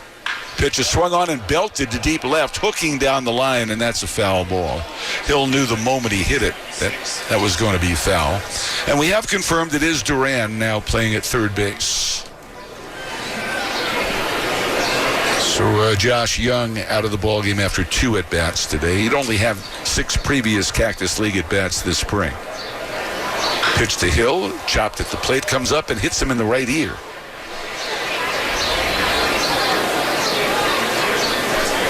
He takes a little walk behind home plate to shake that off. The home plate umpire, Jonathan Parra, receives a new supply of baseballs from the bat boy coming out of the Ranger dugout. And now Hill is ready to dig back in from the right side. Hill has moved around for the Tigers, Nationals, Rangers, now White Sox. Here's the 1-2. A swing and a bouncing ball left side. It is picked by Duran. Pats the ball in the mitt. Submarines it over to first. And there are 2 outs. He'll also spending a good bit of time with the Marlins. So 2 away for Chase Meidroth. Meidroth, who came up during the season last year and had a solid year, hit .253 with 5 homers.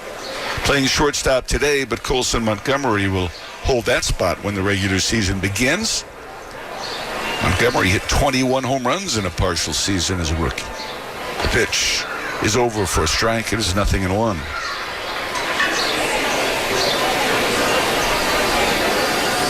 The Sox are not broadcasting this game either on radio or TV. We at the Rangers Sports Network are doing it on both medium. The pitch is high, 1 ball and 1 strike. I thought maybe with the night game we'd see Steve Stone here and Darren Jackson and the play-by-play guys, John Schifrin and Len Casper. 1-1, swing and a miss. And the count at 1-2, a good slider there. What are they doing? I don't know. They're probably playing dominoes and watching the Italy-Venezuela game. In updates, still 2-1, the Italians leading. 1-2. There's a swing and a poke to the right side, to the left of Smith, and a base hit. He dove, couldn't get it. That is the second hit for the White Sox. They now have a bunt and a ground ball single. And Everson Pereira will be the batter with the Rangers leading 1-0 in the top of the 5th. And here comes Skip Schumacher, and it looks like that's going to be it for Mackenzie Gore tonight. He has thrown 76 pitches. Remember, he did not finish the 3rd. So he did not go 4 2/3. He went 4 1/3 innings today. Josh Hedgeka got a very big out.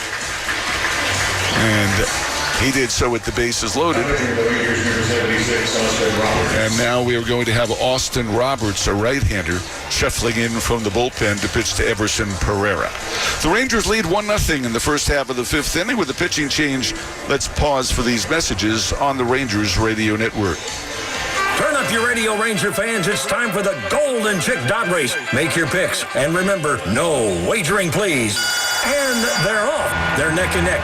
Red moves ahead, but Blue's a strong second. Now Green takes the lead at the home plate turn. And speaking of plates, I always add extra rolls to mine. Golden Chick rolls are baked fresh daily and so good, they're famous. Green starts to lag. Blue is nowhere to be seen, but Red digs deep for the win. At Comerica Bank, we've helped build some of America's most iconic companies. Now, we're bringing that same professional-grade expertise to today's builders. The kitchen table entrepreneurs, the first-time storefronts, and late-night dreamers with big ambitions. Because banking built for success shouldn't just be for big business. It should be for anyone building something that matters. Let's build something together at Comerica.com/succeed. Comerica Bank, a division of Fifth Third Bank N.A. Member FDIC, equal opportunity lender. Everyone has a horizon, the line you can't see past. Before it, the familiar. Beyond it, the unknown. Enter the Lexus GX. It's designed to be capable. It's designed to be luxurious. But most of all, it's designed to get you past your horizon. And the nice thing about horizons is that once they're crossed, there's always another, patiently waiting its turn. Live up to it. The Lexus GX. Experience amazing at your Lexus dealer. Austin Roberts, right-hander from Sacramento, California, has pitched 1 inning this spring and allowed 1 hit and no runs. He faces Everson Pereira, righty to righty, and the first pitch is down with a cutter at 88 for ball 1. Roberts last year pitched in the Marlins organization most of the way, but also spent 12 games at Double-A in the Milwaukee system at Biloxi. Pitched for Pensacola and Jacksonville with the Marlins and Biloxi with the Brew Crew. Pereira 0 for 1 and a walk, and he fouls 1 at the plates.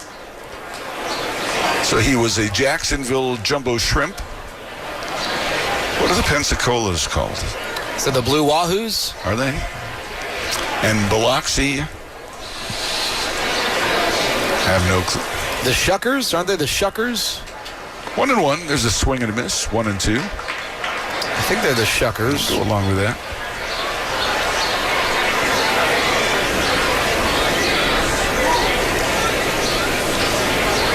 1 run, 3 hits for Texas. No runs, 2 hits for Chicago in the top of the 5th with 2 outs and a runner at first, Chase Mydroth. Here's the pitch, way outside, scooped nicely by Higashioka on the backhand side. And the count is 2-2.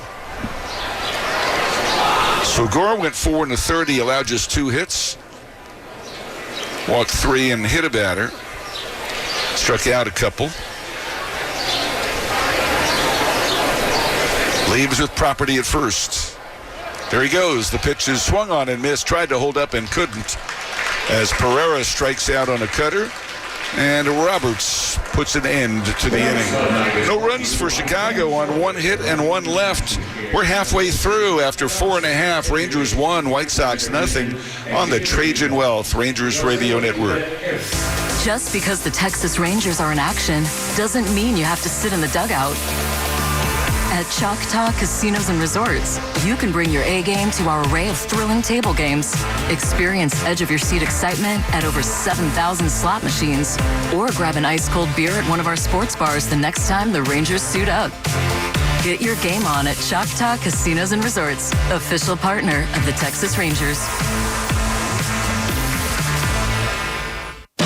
Confidence is knowing you're ready to handle whatever comes your way. That's what it feels like to take on your workday with Cintas.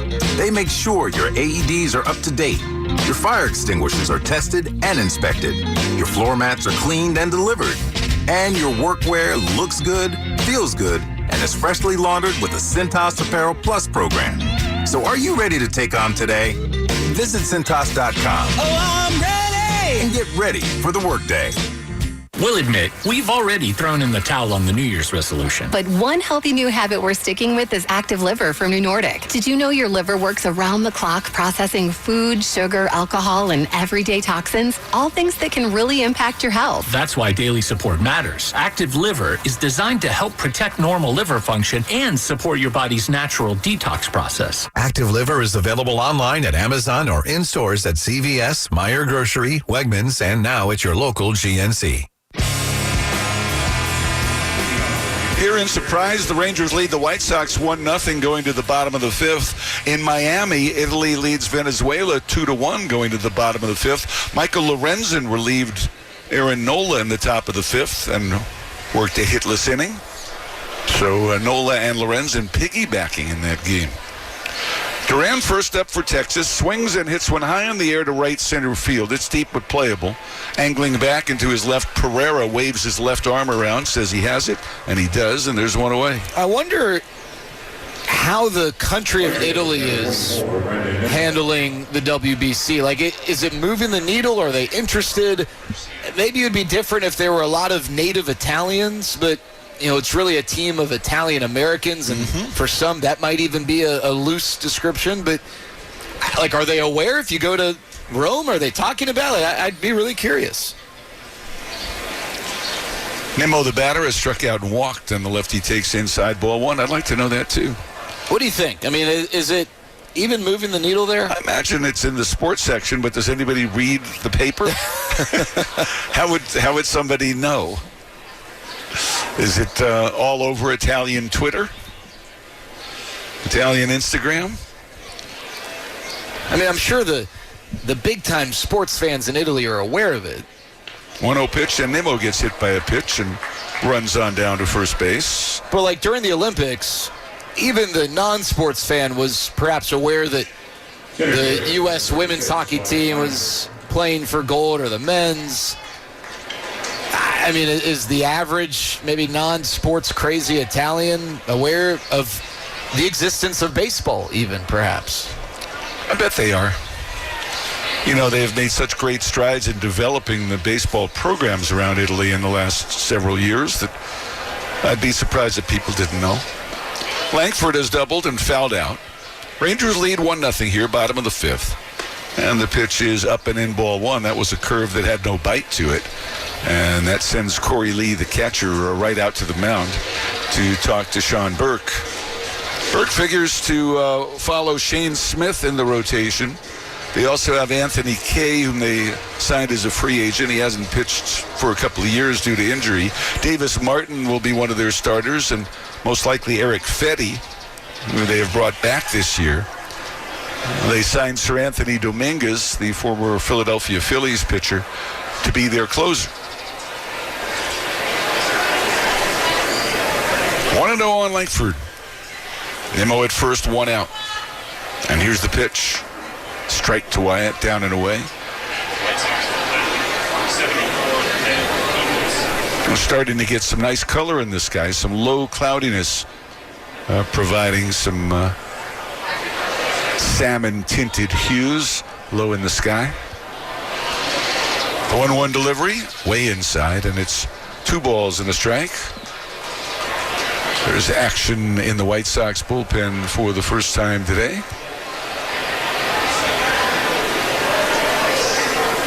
Ben Peoples, a right-hander over from the minor league camp, is warming up. 2-1 to Langford. Seager on deck. A throw to first, and Nimmo dives back in. We are 10 days away from opening day in Philadelphia, March 26th. The Rangers, including this game, have 5 games to go here in Arizona and 2 more to play at home in Arlington against the Royals next Monday night and Tuesday afternoon. The 2-1 offering. Langford tries to check, and it's a strike, down and away. And the count at 2 balls and 2 strikes on Wyatt Langford. That was a nasty slider, perfectly placed knee-high on the outside corner. So the count is even to Wyatt, 2-2. Nimmo being held on over at first by Wade. Here's the pitch. Check swing, foul ball. Langford stays alive at the plate. Langford with 4 home runs shares the club lead with Josh Smith. Also shares the club lead in RBIs with Smith at 12. The Major League home run leaders have 6 home runs. Shea Langoliers of the A's, Matt McClain of the Reds. Langford swings, fouls one at the plates. The Giants continue to have the best record, although they lost today. They're now 16-7-1. And the Dodgers next at 16-8. They lost today as well. 2 balls, 2 strikes. 1 out and a runner at first. Back comes Burke. Langford takes a breaking ball that didn't quite make it in. And the count has gone full. That buckled the knees of Langford, but didn't have enough break to cross the inside corner. So the count is full. The second baseman, Sosa, well over toward the middle. Right side of the infield, pretty much open. 3-2. There goes Nimmo. Payoff pitch, outside ball 4. So Langford takes the free ticket. The Rangers have received 2 free 90s in a row. A hit by pitch and a walk. That'll bring up Corey Seager. Seager, the lefty, has grounded out to second and flied out to center field. Burke up to 76 pitches, so you would think he's not long for this game. Jake Berger waits on deck. A shortstop, Mydroth, well over toward the middle, keeping Nimmo a step closer at second. A look back by Burke, and the pitch in the dirt, ball 1. The White Sox last year lost 102 games. The year before, they lost 121. And the year before that, they lost 101. So they've lost over 100 3 consecutive years, looking to put an end to that nasty streak. The 1-0 pitch. Seager swings, hits it high in the air, right center field. Racing into the alley and reaching to make the catch is Pereira. Good closing speed by Pereira to haul that one in just shy of the warning track in right center. As Corey just missed, it did leave the bat at 102. And with 2 on and 2 outs, Rangers leading 1-0. Here is Jake Berger. Berger, the former White Sox player, has fly to right, fly to center, and he is going to see a reliever as Ben Peoples is being summoned from the bullpen, a right-hander, to pitch to Berger. 1-0 Texas, our score. 2 outs in the bottom of the 5th. With the pitching change, let's pause for this on the Rangers Radio Network. It's come down to this moment. Bottom of the 9th and 2 outs. The Rangers need a run. The toughest moments call for strong support. Pitcher quickly checks first base.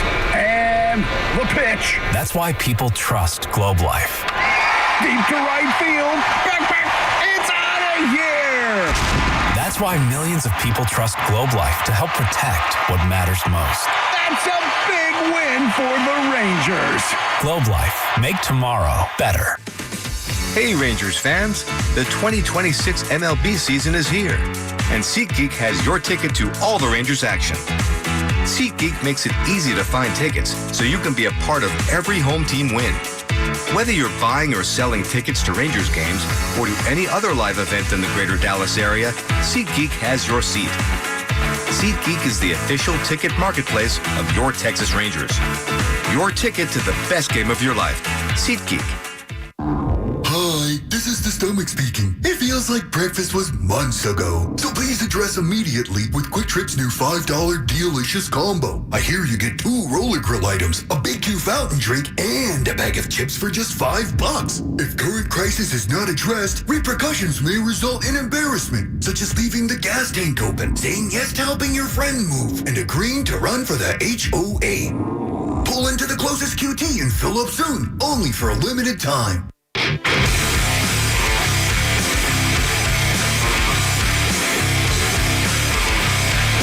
24-year-old right-hander Ben Peoples is on to pitch. Peoples has worked 4 innings this spring. He's given up 3 runs, and he is facing Jake Berger here with runners at first and second and 2 outs in the 5th. Rangers lead 1-0. Berger checks his swing. The pitch is over for a strike. It is 0-1 on Jake Berger. Peoples wears the number 74. He is working in short sleeves. After Sean Burke, the starter, went 4 2/3, touched for 1 run on 3 hits and 3 walks. Here's the pitch, and Berger slams one toward right center field. A long run into the gap for Pereira, and he's got it. Well, 2 fine plays by Pereira on Seager and Berger to put an end to the Ranger threat. No runs, no hits, 2 men left. After 5 complete, it's the Rangers 1 and the White Sox nothing on the Trajan Wealth Rangers Radio Network. The Rangers' first divisional showdown comes to the ballpark Monday, April 6th, and it's a good one. Cal Raleigh and the defending AL West champion Seattle Mariners square off against your Rangers for 3 games. The series also lets you snag the season's first wearable, the second bobblehead, and dollar hot dogs. Be here when the battle for the West begins. Tickets at Rangers.com. All for Texas. A happy place comes in many colors. Whatever your color, bring happiness home with CertaPro Painters and make your happy place your home. CertaPro Painters, that's painting happy. During our spring sales event, get 10% off any home painting project, $2,500 or more. When you schedule before May 15th at participating locations, get started today at CertaPro.com.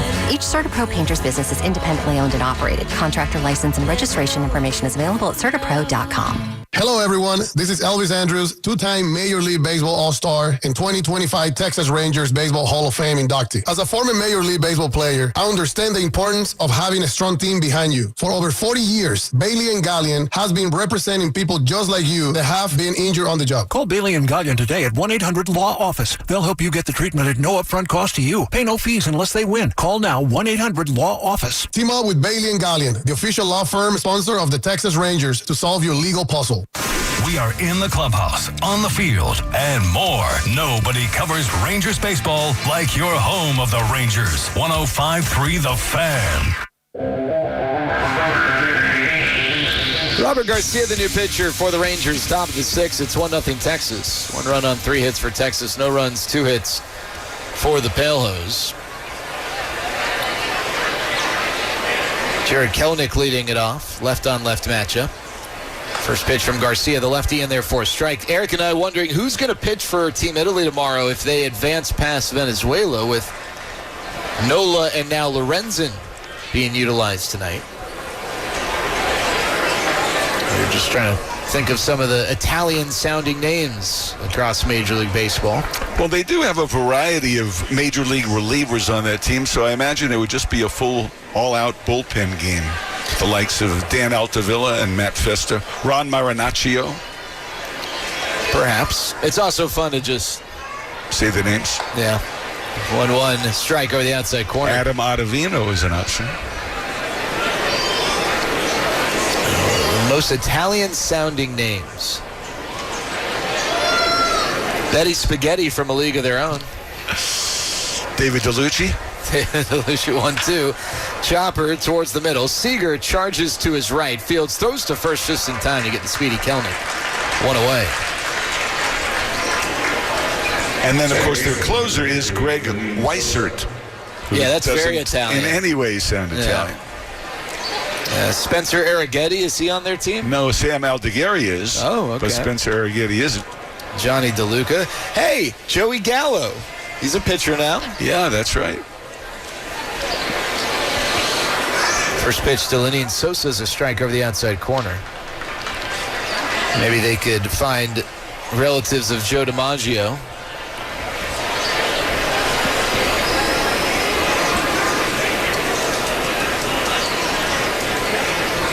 One fouled away. I think if your name's Rocco, you automatically qualify. Rocco or Rocky. You got Rocky Colavito, Rocco Baldelli. Where's Lucas Giolito in all of this? Shouldn't he be in there? That's a great question. Or Nick Morabito. The 0-2 down and in. He might be on their team for all I know.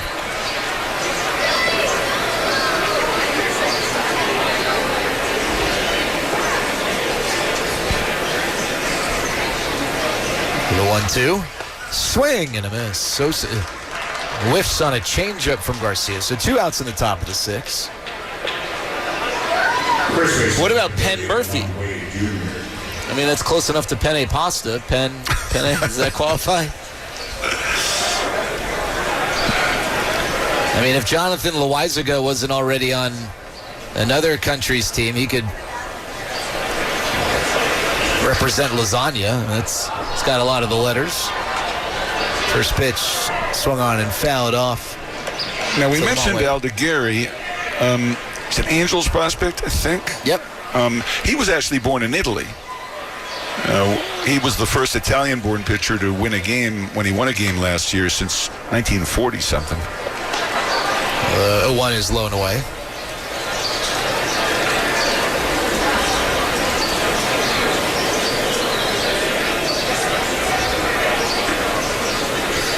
Are you familiar with the establishment of baseball in Italy? Not at all. Misses. It dates back to 1919 under the leadership of Max Otto. According to extensive research that I've done in my studies, which started 10 seconds ago on Google.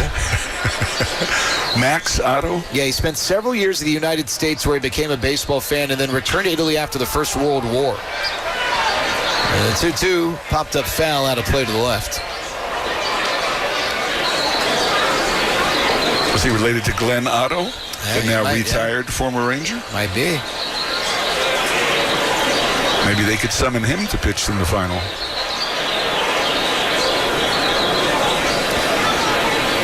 It seems like Mussolini thwarted Otto's attempts at getting baseball going in Italy back then. The 2-2, a slider swung on and missed. We can discuss that when we come back. It's 1-0 Rangers. Garcia with a 1-2-3 inning. Nice to see for the potential Rangers closer. Bottom of the 6th we go. 1-0 Texas on the Trajan Wealth Rangers Radio Network. What a matchup we've got, folks. Just nonstop action. The energy is electric and the fans are all in. An intense game like this calls for a Coca-Cola. Ah, crisp and refreshing. That's a game changer. Yeah, that taste scores every time. And just like that, they're back at it. Passionate fans and an ice-cold Coca-Cola. Now that's a winning combo. No matter the team, no matter the sport, everyone knows fan work is thirsty work. Enjoy a Coca-Cola. Come one, come all Ranger fans for the running of the Golden Chick Dot Race. Red, blue, or green, who will win? And they're off. Red comes out strong as green falls behind. Blue holds on to second, but red runs for home like there's Golden Chick on the dinner table. Who could blame him? Golden Chick's delicious fried chicken is marinated and hand-breaded to be tender and juicy. Red holds the lead. Blue gives it his all, but red's not slowing. It's red, it's blue, it's red by a nose. It's come down to this moment. Bottom of the 9th and 2 outs. The Rangers need a run. The toughest moments call for strong support. Pitcher quickly checks first base. And 1. The pitch. That's why people trust Globe Life. Deep to right field. Back. It's out of here. That's why millions of people trust Globe Life to help protect what matters most. That's a big win for the Rangers. Globe Life. Make tomorrow better. Hard-throwing righty Jordan Hicks, the new pitcher for the White Sox. Bottom of the 6th, it's 1-0 Texas. Hicks, one time a big-time prospect. Didn't really make it as a starter after beginning his career at the major league level as a reliever. He then converted to the rotation when the Giants acquired him in 2024. That did not last long. He's had some good years, but he's maybe never quite lived up to his billing as a guy who can regularly hit triple digits and does it with some sink. First pitch he throws to Josh Smith, and he slowed him up with an 87-mile-an-hour slider, swung on and missed. So we were talking about the establishment of baseball in Italy. Max Otto really made a push to establish it after the First World War when he returned to Italy after studying baseball in the United States. 0-1 inside, but Mussolini's government established something called Fascist Saturday. It was a mandatory day of sporting and military exercise, but baseball was not allowed due to its American origins. 1-1. Strike with a fastball at 98. So that kind of stymied Otto's attempt, but then when American soldiers arrived in Italy in 1944, Otto attempted to relaunch his quest to establish an Italian league, and the first official baseball game played under the authority of Liga Italiana Baseball was held in 1948 in Milan.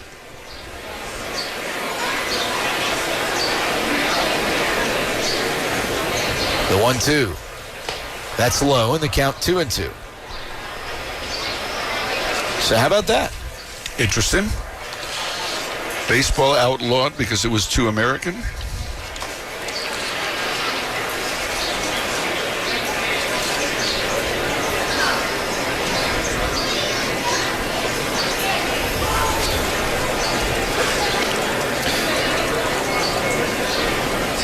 What was the line in Bull Durham? Strikeouts are fascist. And that what did Nuke LaLoosh or Crash Davis told Nuke LaRouche that strikeouts are boring, and besides that, they're fascists. Wasn't that the line, I think? Something like that. 2-2 is low. Well, I guess fascism actually did play a part in the history of baseball in Italy.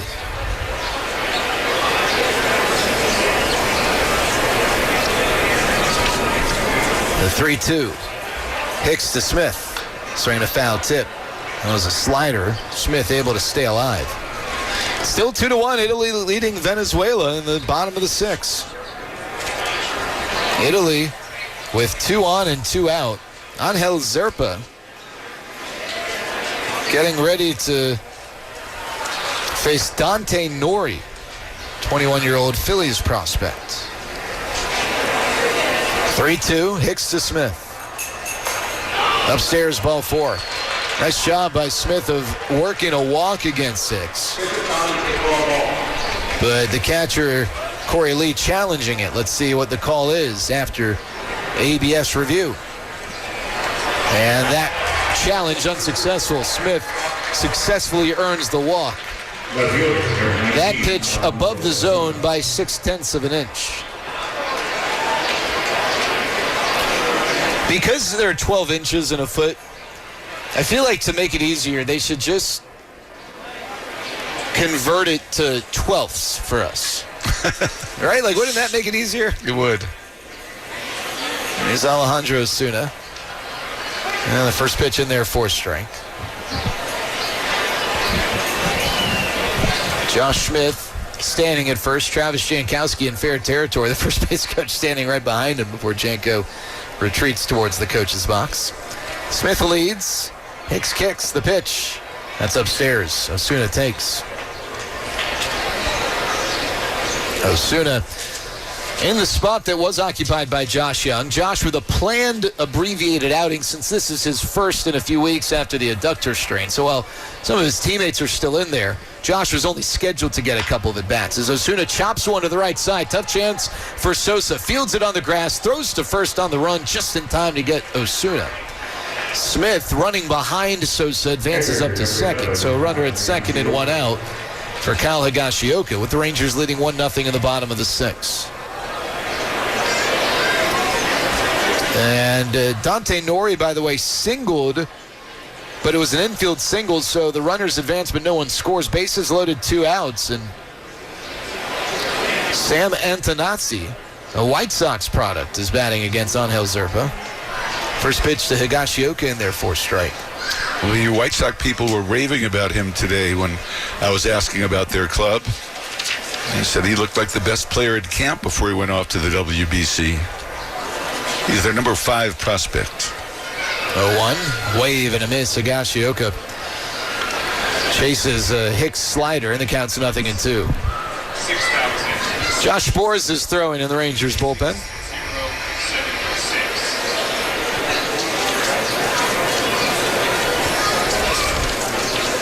And the 0-2, and excuse me, swing. Higashioka goes around.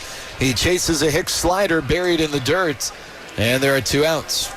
Designated hitter number 9. Brings up Danny Jansen. His teammates affectionately calling him Danny J. And Antonazzi, is it Antonazzi or Antonacci? Antonacci called out on strikes. So Italy's threat ends fruitless. First pitch to Danny Jansen is low. 2-1 Italy through 6. Do you have a rooting interest in that game? Well, I love Robinson Chirinos, and he's a part of the Venezuelan coaching staff. But I love going to Italy the one time I went. The 1-0 is blown away. And you like pizza? I love pizza. But I'm lactose intolerant, so I just got to take lots of medicine whenever I have it. But it is my favorite food. I don't know. I mean, I love Elvis. Elvis loves Venezuela. I can't root against my hermano. 2-0. Wave and a miss. I think the Italy story is cool. I think it would be cooler if there were more like natural Italians. Maybe like the Miracle on Grass. More Samuel Aldeguerri's. Yeah. I guess I don't really have that big of an interest. I do think, I'll say this, I think that it would mean more to the country of Venezuela. For sure. Everybody there knows what's going on. 2-1. Chopper to third. A leaping grab by Meade. He throws across, and Jansen's retired, and that ends the inning. We'll go to the 7th. Rangers leading 1-0 on the Trajan Wealth Rangers Radio Network. Oh, it's popping at Tropical Smoothie Cafe with the new Tropi Boba Bowls. Take your pick from an acai base topped with mango or strawberry-flavored Tropi Boba. Available now for a limited time only at Tropical Smoothie Cafe, the official smoothie of the Texas Rangers. Hey, Rangers fans, the 2026 MLB season is here, and SeatGeek has your ticket to all the Rangers action. SeatGeek makes it easy to find tickets so you can be a part of every home team win. Whether you're buying or selling tickets to Rangers games or to any other live event in the greater Dallas area, SeatGeek has your seat. SeatGeek is the official ticket marketplace of your Texas Rangers. Your ticket to the best game of your life. SeatGeek. Energy Transfer is excited to support the Texas Rangers. As one of the country's largest energy companies, we proudly move oil and gas products through our 120,000 miles of underground pipelines to power our communities and make our lives possible. Everyone has a horizon, the line you can't see past. Before it, the familiar. Beyond it, the unknown. Enter the Lexus GX. It's designed to be capable. It's designed to be luxurious. But most of all, it's designed to get you past your horizon. And the nice thing about horizons is that once they're crossed, there's always another, patiently waiting its turn. Live up to it. The Lexus GX. Experience amazing at your Lexus dealer.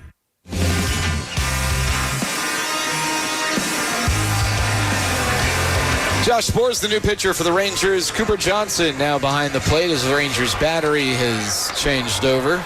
1-0 Texas. We go to the top of the 7th. I believe all the other regulars are still in there, of course, with the exception of Josh Young, who was replaced by Alejandro Osuna.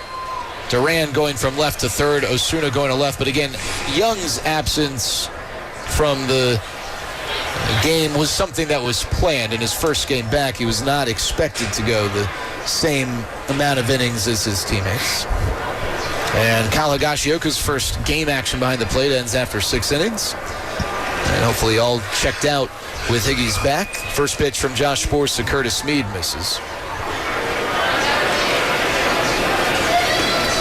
1-0, there's a strike over the outside corner, a breaking ball from Sborz. He's really leaned on his breakers. He throws a curve and a slider as he's working to get his velocity back.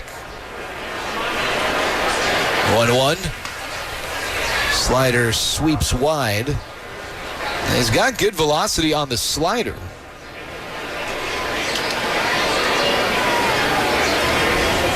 That fastball right there. And 93 is the 2-1. Saucered in the air to short right. Smith out from second. Basket catch angling towards the right field corner. And Mead is retired. Sborz this spring has allowed runs in just one of his 6 outings. He allowed 2 runs in an inning. So he's got an even 3 ERA. 5 strikeouts over 6 innings, 2 walks. Now he was re-signed to a minor league deal, so he's not on the 40-man roster. First pitch to Pereira. That's outside, ball 1. And so the Rangers don't have to place him on the opening day roster to risk losing him unless there's an out in Josh's contract. We're not always made aware of those things. 1-0, swing and a miss. Hey, let's pause for station identification on the Trajan Wealth Rangers Radio Network. Your home of Texas Rangers baseball. KRLD-FM and HD1 Dallas-Fort Worth. We are 105.3, The Fan. 1-1. Pereira fouls the back. Is there an out in your contract? Oh, that's between me and ownership. Well, you've got an out coming up in a couple of days. You got to head back to DFW to get ready for the season. Yeah, I need time. I need my sleep. The 1-2. Swing and a miss. Breaking ball in the zone. Pereira unable to connect, and there are 2 outs in the top of the 7th. Good-looking slider. We are watching Josh Sborz over his last couple of outings reinvent himself as a breaking ball pitcher. He's thrown 2 fastballs so far out of 8 pitches. Thrown 5 sliders and a curve. And with the velocity still under 94 miles an hour, he's going to have to lean more on those breaking pitches and just spot the fastball. First pitch, swinging a foul back to Tristan Peters, and that was a fastball at 93 miles an hour. 93.8 to be exact.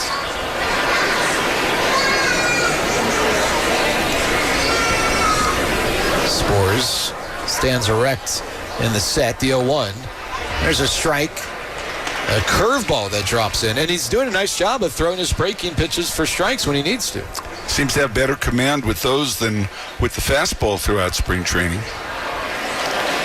Time is called by Peters. 2 outs, nobody on. 1-0 Rangers in the top of the 7th.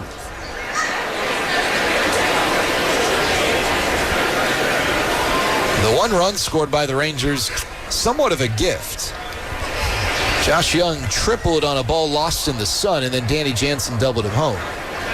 0-2 down and in, but had the ball not been lost in the sun, Derek Hill presumably would have made what would have been a routine catch.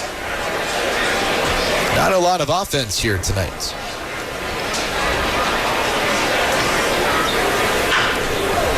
One, 2, fouled away, first base side.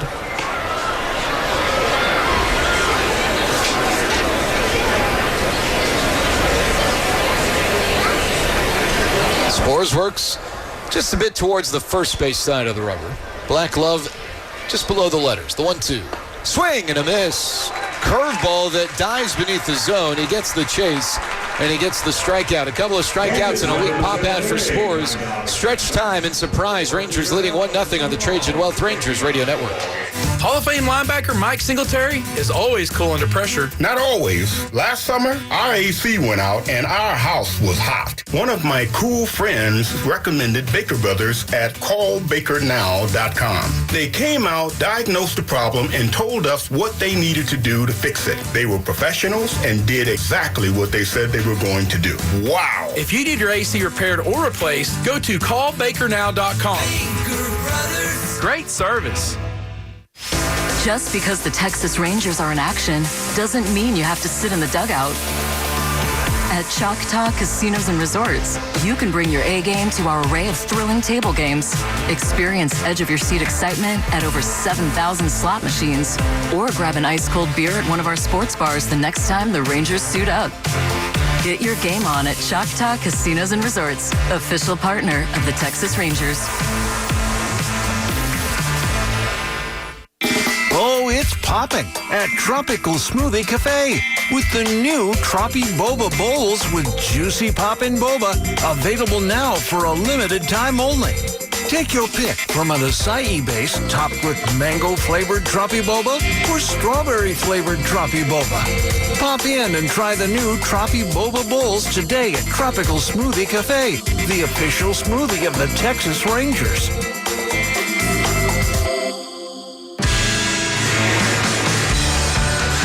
Bottom of the seventh, Jordan Leisure on the pitch for the White Sox. Rangers leading 1-0. Our broadcast brought to you by Progressive. Progressive and commercial insurance protects small businesses with affordable coverage options. Quote today at progressivecommercial.com. Leading on to the Rangers, the third baseman, number 28, Ezekiel. Ezekiel Duran going to lead things off for Texas. The righty Duran against the righty Leisure.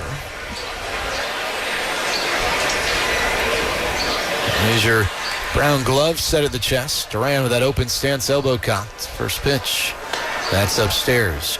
Duran came into camp needing to win a spot.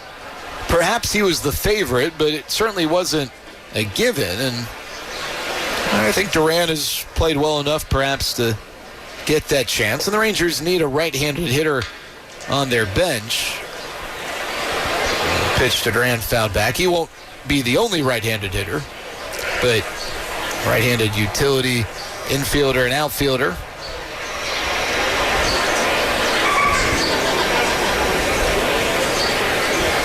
The 1-1. That's low. Now, I don't think it's written in Sharpie.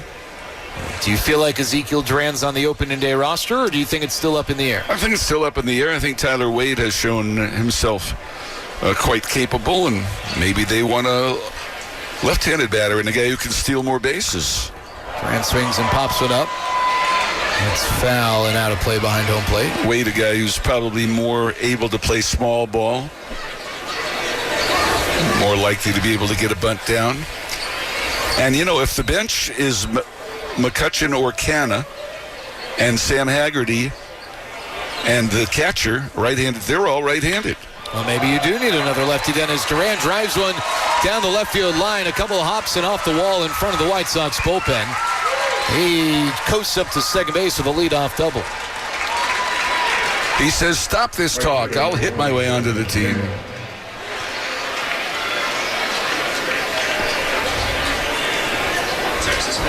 I guess a part of it is how much the Rangers want that Canna McCutchen option to play the outfield. Although, you know, with Tyler Wade, well, he's kind of at a point in his career where he's got to be prepared to do anything, and he has played all three outfield positions. Here's Nimmo. He swings to the first pitch, hits one in the air, off the end of the bat, down the right field line. Tough chance.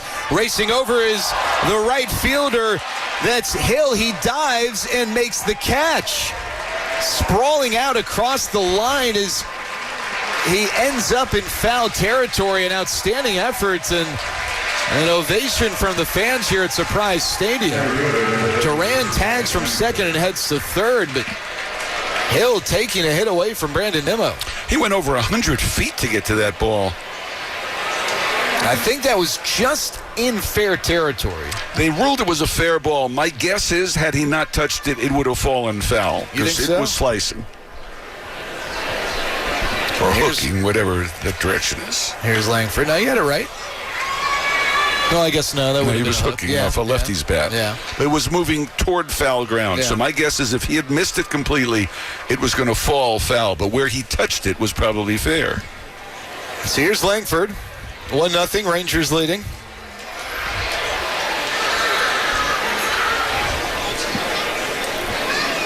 Oh, 1. That's low and away. You know, I don't know if this still factors into the decision for Ezekiel Duran, but is there any desire to give him regular at-bats to try and get back to his ability to slug to some degree? And, if the pitch to Langford misses, if Tyler Wade perhaps does fit the overall puzzle, maybe that would help justify Duran starting the year in AAA and getting going in competitive games before coming up if there's a need. 2-1 to Langford. It's low and away. The count 3-1 with Seager on deck. And with Wade, you'd have to make a spot on the 40-man, and you may be doing that for some of the guys on the pitching staff. You're certainly going to be doing that for McCutchen or Canna, whichever one of them makes the club.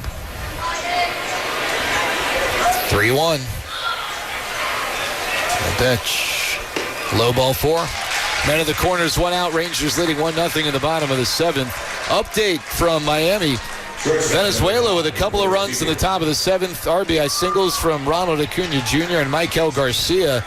And Venezuela's leading Italy 3-2. Michael Lorenzen, the former Ranger, on the mound for Team Italy.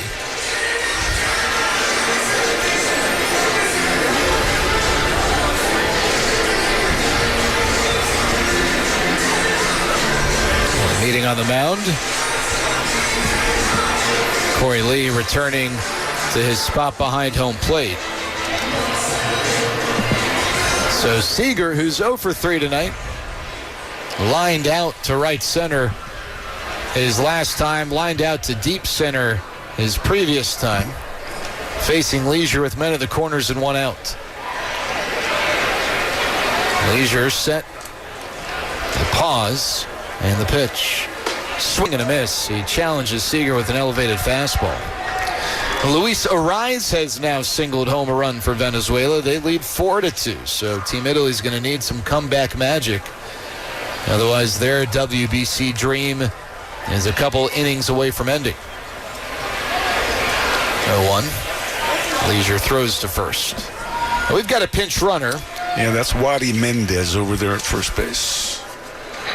That's Wadi spelled W-A-D-Y.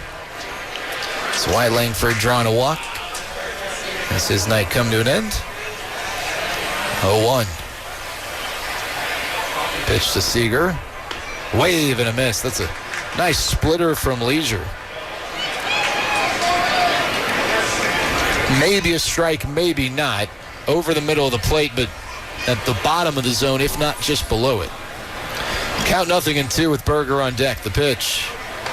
Low. He goes back to the splitter. This time Seager lays off, and that one buried a little further south. Count 1-2. Shortstop Mydroth shaded towards the middle. And the pitch. Seager swings and pops one up. Third base side. Ranging over into foul ground. The third baseman, Meade. Underneath it, he's got it. 2 outs in the bottom of the 7th, and it's up to Jake Berger to try and add to this Rangers 1-0 edge.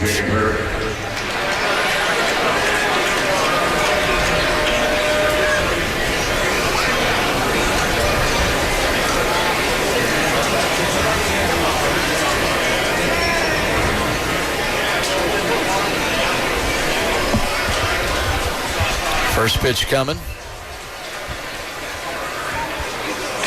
Check swing. I'm not sure if they ruled that Berger went around or if they called that pitch a strike. The Rangers are out of challenges. That did appear to be a strike, though, so that was probably the call, a called strike. Men of the corners. It all started with a Duran double. Garrett Hill with a diving catch, saving the White Sox from giving up a run, and Leisure trying to make sure that remains the case. 0-1 is a breaking ball low and away.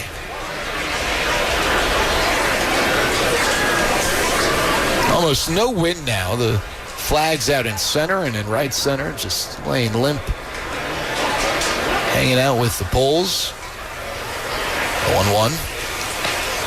Swing and a miss. Slider low and away. Berger unable to connect, and the count's now 1-2.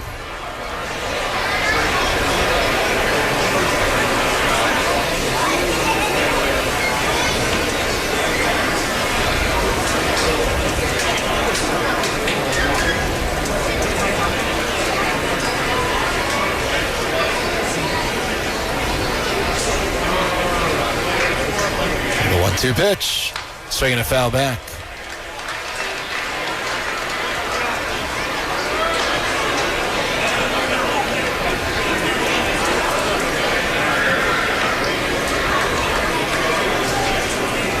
The Venezuelans done? Yeah, they are. So they put up 3. 4-2 going to the bottom of the 7th. Venezuela leading. It's 1-0 here in the bottom of the 7th. Rangers leading. Leisure, the 1-2 to Berger. Strike 3 called over the outside corner. And that ends the Rangers' threat. 7 in the books. The Rangers leading 1-0. We go to the 8th on the Trades and Wealth Rangers Radio Network. The biggest weekend in rodeo is coming to Arlington, Texas. The American Rodeo Championship Weekend returns May 22nd and 23rd at Globe Life Field, with special live performances from two-time Grammy-nominated Midland on Friday and country superstar Chris Young on Saturday. This is rodeo at its finest, and the only place to experience it is Globe Life Field. Don't wait. Tickets are on sale now at AmericanRodeo.com. It's the first day of the first grade, and she found a new best friend. It's a laid-back Sunday afternoon you wish would never end. The homemade taste of Bluebell and good friends gathered round. The good old days are being made right now. Like our original gold-rimmed Bluebell homemade vanilla, the country's gold standard of ice cream flavors since 1969. Its hand-cranked taste takes you back to simpler times. That's why we put the word home right on the carton. The good old days are being made right now. The good old days are being made right now.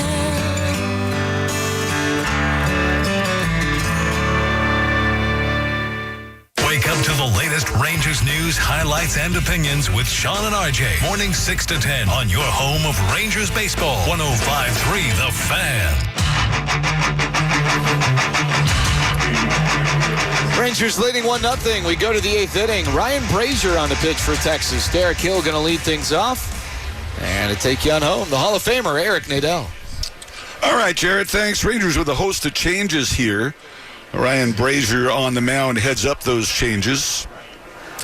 The Rangers have a new outfield alignment. Mendez now in right, Lee Sang in left, and Osuna in center. We've got some changes on the infield, too, we'll catch up with. Derek Hill, first up, made that circus catch in the bottom of the 7th. And the right-handed batter takes a strike at the knees. Hill had a bunt single back in the 3rd off the starter, Gore. Grounded the 3rd and the 5th. Gore was a little off with his command, but got good results. No runs in 4 1/3, walked 3 and hit a batter, but allowed just 2 hits, a ground ball single and a bunt single. The Rangers 1 run on 4 hits, and the White Sox no runs on 2 hits as we start the 8th inning. Robert Garcia had a very efficient inning of work, and Josh Spores a 1-2-3 inning. Spores, by the way, threw 4 fastballs out of 13 pitches. He threw 5 sliders, 4 curves, and 4 fastballs. And the count goes 1-1 on Derek Hill. The Ranger run came in the 2nd inning, so Gore is the pitcher of record. And the pitch is outside to Derek Hill. 2 balls and a strike. Brazier broke in with the Angels way back in 2013. He's from Wichita Falls out of Weatherford College. He has pitched in over 320 big league games. Here's the pitch, fouled off to the right and out of play. A lifetime earned run average of 390. Opposing batters hitting .236 against him for his career.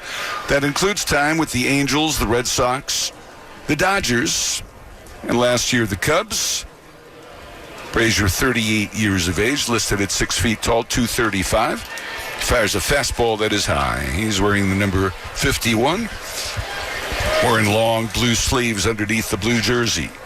1-0 Texas here in the top of the 8th inning before 6,076. The pitch, a swing and a chopper first base side. Brazier feels the second hop and lobs underhand to first. And there is one down. Looks like Rafe Parrish is now the first baseman. Rafe Parrish at first base. Hey, Eric, I got a tweet from Jess. And the tweet reads, to answer your question if Italy is interested in the WBC, they just said on the broadcast that they aired the quarterfinal and half the country tuned in. Wow. All right, I would have lost. I would have taken the under on that. There you go. Here's Chase Mydroth, 1 for 3 with a single. And the pitch is low for ball 1. What was the other half of the country doing? Drinking some wine and eating some good food. Having shots of espresso.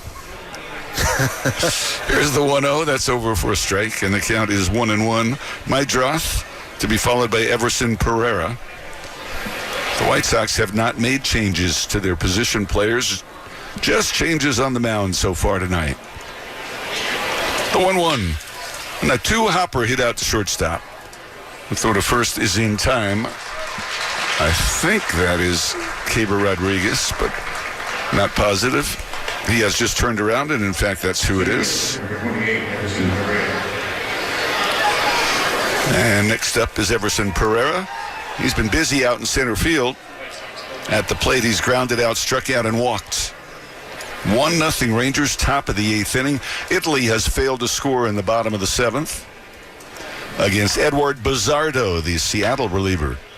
There's a swing, a ground ball to deep short. Rodriguez, a long throw, and he got him. Duran dove for that ball at third, didn't come out with it, but Rodriguez was there on the rim to throw out Pereira and end the inning. A 1-2-3 inning for Ryan Brazier. And we head to the bottom of the 8th. Still 1-0 Rangers on the Trajan Wealth Rangers Radio Network. Hi, this is the stomach speaking. It feels like breakfast was months ago. So please address immediately with Quick Trip's new $5 delicious combo. I hear you get 2 roller grill items, a Big Q fountain drink, and a bag of chips for just $5. If current crisis is not addressed, repercussions may result in embarrassment, such as leaving the gas tank open, saying yes to helping your friend move, and agreeing to run for the HOA. Pull into the closest QT and fill up soon, only for a limited time. As the original American single malt from Texas, Balcones Distilling has been leading the recently ratified American single malt movement from the beginning, right from the heart of Texas. Whether using high-quality Texas grains, collaborating with the uncompromising climate, or adapting to let local flavors flourish, Balcones intentionally crafts every bottle of award-winning whiskey to deliver a true taste of this great state. Balcones, the official Texas whiskey of your Texas Rangers. Must be 21 or older. Please drink responsibly. Puka, Bella, I'm sure you've noticed some changes. Who are you talking to? I'm just practicing for when I have to tell the dogs about the twins. You know, because they'll... Be fine in the spacious third row seat. But the twins... Can sleep peacefully thanks to the rear manual sunshade. And what about the... Extra cargo space for strollers and dog beds? I guess you're right. Can we go to the hospital now? The contractions are getting closer. The 3-row Lexus TX. Because everyone should feel like the center of the universe. Experience amazing at your Lexus dealer.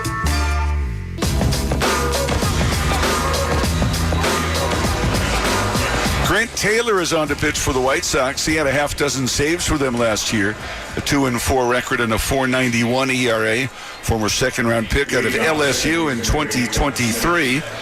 The right-hander to take over in the bottom of the 8th with the Rangers leading 1-0. Josh Smith will be the batter. He's gone all the way so far, and he hasn't put a ball in play. He has struck out once and walked twice. Into the wind, Taylor, and the pitch is zipped inside for ball 1. Lots of defensive changes for the White Sox. Not that the names would mean anything to any of you or to us. And the pitch is inside. 2 balls and no strikes. You're asking me during the break about a pitcher from Mexico who pitched for the Rangers and the White Sox, among other teams. I'm trying to figure out who it is. Starter or reliever? Reliever. A really good one. He was a closer for several different teams. There's a swing and a ground ball toward the middle. Great play by the new second baseman, diving toward the middle, and he throws out Josh Smith. That's a dandy play, and there's one away. Did he close for us? For a while, yeah. He pitched for the Royals for the longest time. Oh, Joaquim Soria. Joaquim Soria. Okay, there you go. Yeah. That guy. I don't know what that was in relation to. we were, I do. We were, Grant Taylor's on a pitch and we were joking about. Oh, what other former White Sox reliever might be coming in? He said Bobby Thigpen was coming on the pitch. All right, here's Osuna at the plate, and he takes ball 1. Taylor back home, and he misses for ball 2. This is Osuna's second at bat. He came on for Josh Young in the 5th inning and grounded out his first time up. Left-handed batter, and he takes a strike. Joaquim Soria played for both the Rangers and the White Sox. That was a recent Immaculate Grid question. Oh, you're still doing that every day? I do. All right. 2-1 pitch is a strike. 2 balls and 2 strikes. I usually do it in the gym when I'm either on the bike or the elliptical machine. You don't do it while you're swimming? In between strokes? No. Peyton Gray is warming up in the bullpen. Looks like he'll get a save opportunity. What a spectacular spring it has been for him. There's a swing and a chopper off the plate. This is trouble. It's way up there, and there's no play by the time it comes down in the mid of the pitcher, Taylor. It just went up far too high, maybe 40 feet up in the air. Hit directly down off the plate, and Osuna has himself a Baltimore chop single. So a runner at first and 1 out. And this is Cooper Johnson. Came on for Higashioka, who went 0 for 3. The good news that Higgy was able to play after missing a bit of time with a bad back. Johnson's 2 for 15 this spring. And the pitch to the right-handed batter is upstairs for ball 1. In the 9th, the White Sox are due to send up their 3, 4, and 5 batters, but honestly, at the moment, we can't tell you for sure who those batters will be. We believe it's the new left fielder Baker, then the new second baseman Camilletti, and then the new first baseman Galani. And that pitch misses. 2 balls and no strikes. And if somebody gets on, it would be the new third baseman Dunn.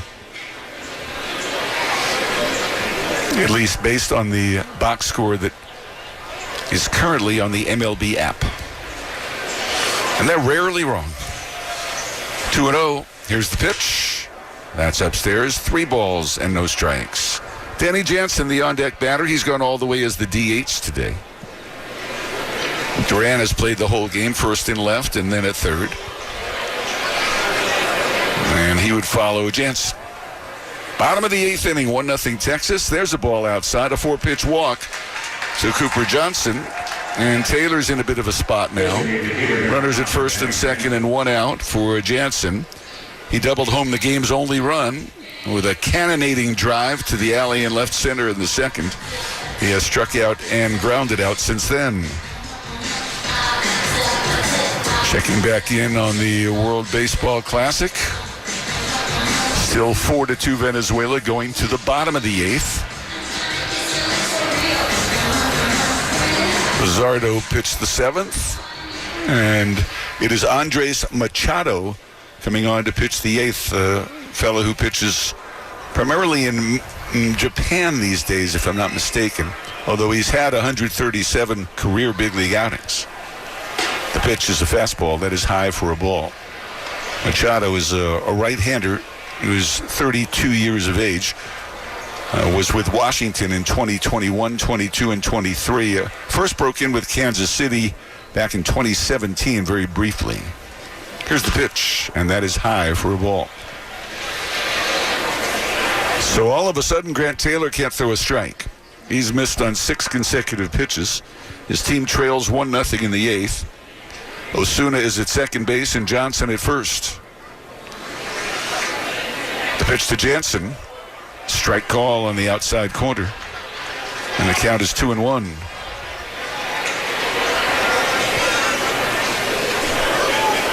Jansen's RBI tonight is 5th of the spring. He's had 26 plate appearances. 2-1. Here's the pitch. A swing and a drive down the left field line, hooking deep in the corner. It is a fair ball. 3 hops to the wall. 1 run is home. Here's Johnson around third. He's digging for the plate. There's no throw. It's a 2-run double for Danny Jansen. It is Jansen 3 and the White Sox nothing. Well, when you think about how the Rangers can improve offensively from last year from this year compared to last year, one of the areas is the upgrade of their catching tandem. Kyle Higashioka did a fine job offensively, but unfortunately, Jonah Heim struggled offensively, and Danny Jansen is a pretty significant upgrade if he just continues with what his track record suggests his production should be. And Andre Batista is running for Jansen at second. Duran is the hitter, takes a huge rip and doesn't get it. It's 0-1. So Jansen, 3 RBIs tonight on a pair of doubles, 7 RBIs for the spring. He has all the Ranger runs batted in and a third of the hits. Here's the pitch. That is low for a ball. And again, Peyton Gray is getting ready to pitch the ninth. Gray, who has not allowed a run in 7 2/3, has permitted just 2 hits, no walks, and struck out 12. And what is now a serious bid to make the ball club. The pitch is lined foul by Duran. Well over the head of Jankowski, coaching over there at first base.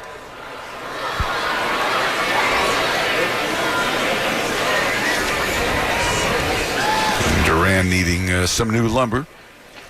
Comes over, gets a new stick. Well, Peyton Gray has been the talk of Ranger camp. And why not with numbers like that? Over 6 appearances. The guy who pitched most of the year for Round Rock last year after starting with Frisco. Has never sniffed the big leagues. 1-2 and a ground ball hit to shortstop. Here's a throw to first. In time to get Duran, and that is the second out of the inning. Over to third goes the pinch runner Batista. Texas on top 3-0. And Lee Sang will be the batter. Marcus Lee Sang. And we have seen him a few times already in spring training. At the plate, he's gone 1 for 9. The pitch swung on, fouled back by the left-handed batter Lee Sang. Brandon Nimmo in this spot was 0 for 2, was robbed on a diving catch by Derek Hill his last time up. Struck out his first time up. He also walked and was hit by a pitch. Mendez on deck. The pitch to Lee Sang, just off the outside corner. And that evens the count at 1-1. 3 runs, 6 hits for Texas. No runs, 2 hits for the White Sox in the bottom of the 8th. Taylor to the plate, and a ground ball hit to third. Backhand pick, long throw on 1 hop. He got him, and that retires the side. But the Rangers add insurance. They get 2 runs on 2 hits. They leave a man, and we're going to the 9th. Rangers 3, White Sox nothing on the Rangers Radio Network. Rangers baseball is back at the ballpark. The first homestand of the 2026 season starts with a weekend series against the Cincinnati Reds April 3rd, 4th, and 5th. Don't miss the joy and fun and energy of the season's first home games. Tickets at Rangers.com. Hello, everyone. This is Elvis Andrews, 2-time Major League Baseball All-Star and 2025 Texas Rangers Baseball Hall of Fame inductee. As a former Major League Baseball player, I understand the importance of having a strong team behind you. For over 40 years, Bailey and Gallion has been representing people just like you that have been injured on the job. Call Bailey and Gallion today at 1-800-LAW-OFFICE. They'll help you get the treatment at no upfront cost to you. Pay no fees unless they win. Call now, 1-800-LAW-OFFICE. Team up with Bailey and Gallion, the official law firm sponsor of the Texas Rangers, to solve your legal puzzle. As an official partner of the Texas Rangers, Lockheed Martin is proud to be part of the rich heritage of the Rangers and the many fans who cheer the team on at Globe Life Field. It is with that same pride we support our local communities and customers. From the frontline workers to the members of our armed forces safeguarding life and liberty, we're here to help them with their most important missions. AMR, the official emergency response team of the Texas Rangers, invites you to follow your passion and find your purpose with a career in emergency medical services. Make the EMS big leagues with the national leader in emergency medical services and play a vital role providing care in any crisis. To learn more, visit amr.net/careers. Eric Nadel with Jared Sandler here at Surprise Stadium. Thanks for joining us tonight. Rangers leading by the score of 3-0. Trying to run their record to 14-10 for the spring, and Peyton Gray trying to keep his unblemished record going. Gray, a big man at 6'4", 235. He's 30 years of age, from Columbus, Indiana. The master of the changeup. His first pitch is swung on and missed, 0-1. It's righty against righty. Drew Baker is the batter here, his first at bat for Chicago. From the stretch, Gray delivers, swung on and fouled back. It is 0-2. Gray visited with Jared on the Hot Stove Show a few days ago and talked about how the Rangers have changed some of his other pitches, but didn't change the changeup. He already had that. And that pitch is swung on and fouled back.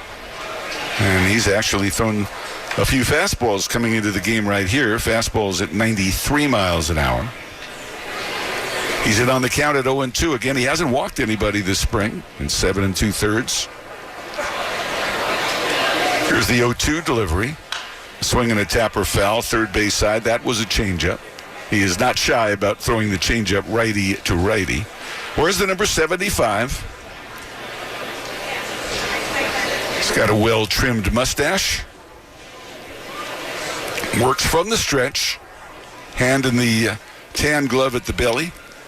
And he throws a change down and away. That changeup had slider-type movement to it. Some of his changeups have the screwball action that you tend to see more often in changeups. Righty's changeup moving in on a right-handed batter. The 1-2 on the way. And he struck him out looking on a fastball at 93. So there is one out. That's the 13th strikeout for Peyton Gray in 8 innings of work this spring. You know, his changeup's really good, but like you mentioned, you got to be able to throw the fastball in spots if you're going to get major league hitters out. And nice to see him have confidence going to that pitch. And one of the things he talked about, how the Rangers helped him understand how to better use all of his pitchers to kind of function as one, so to speak. Yeah, it helped set up the changeup. There's the first pitch change, swung on and missed by Harris, and it is 0-1. And maybe even in some ways to help protect the non-changeup pitches to elevate their performance. The pitch, strike call, a changeup at the top of the zone. 0-2 on the former Ranger, Dustin Harris.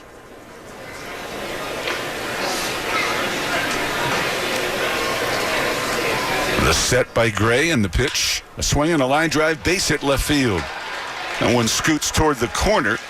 It is cut off there by Lee Sang, and trotting into second with a double is Dustin Harris. Harris now 9 for 18 for the spring. He's hitting .500. Those two insurance runs the Rangers scored in the bottom of the 8th are looking rather large right now, with Texas ahead 3-0 and a man at second base with one out. The White Sox have gone 0 for 4 with men in scoring position tonight. The Rangers have gone 2 for 14. The two big hits by Danny Jansen supplying the runs. Now here's Dunn, left-handed batter. He swings and lifts one high in the air to deep left field. Way back to the wall goes Lee Sang, and it's gone over the 379 sign. And so much for Peyton Gray's unblemished spring record. That is a 2-run homer and a 3-2 Ranger lead as Oliver Dunn, a left-handed batter, goes oppo to make this a 1-run game. He hit a cutter, it appeared, that got far too much of the plate. So now 3-2. The batter is Bergolla, or Bergoya.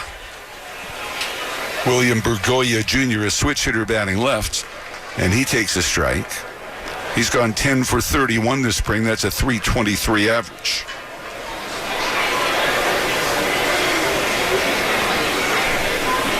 The pitch swung on, lifted in the air to center. This is playable. Osuna back a couple of steps and waiting, and he takes care of it. And Bergolia is retired, and the White Sox, trailing 3-2, are down to their final out. It is Corey Lee, who's gone all the way at catcher.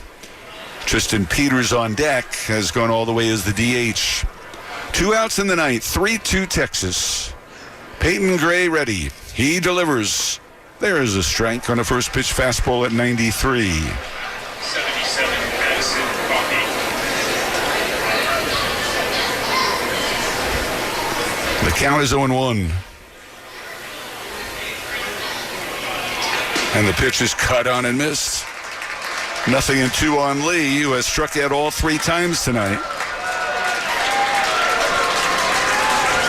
The White Sox down to their final strike, trailing 3-2. Here comes the pitch. Swing and a miss. He struck him out on a changeup, and the Rangers have won it. A win for Mackenzie Gore, a save for Peyton Gray. The Rangers win it 3-2. We'll be back with the happy totals after this on the Rangers Radio Network.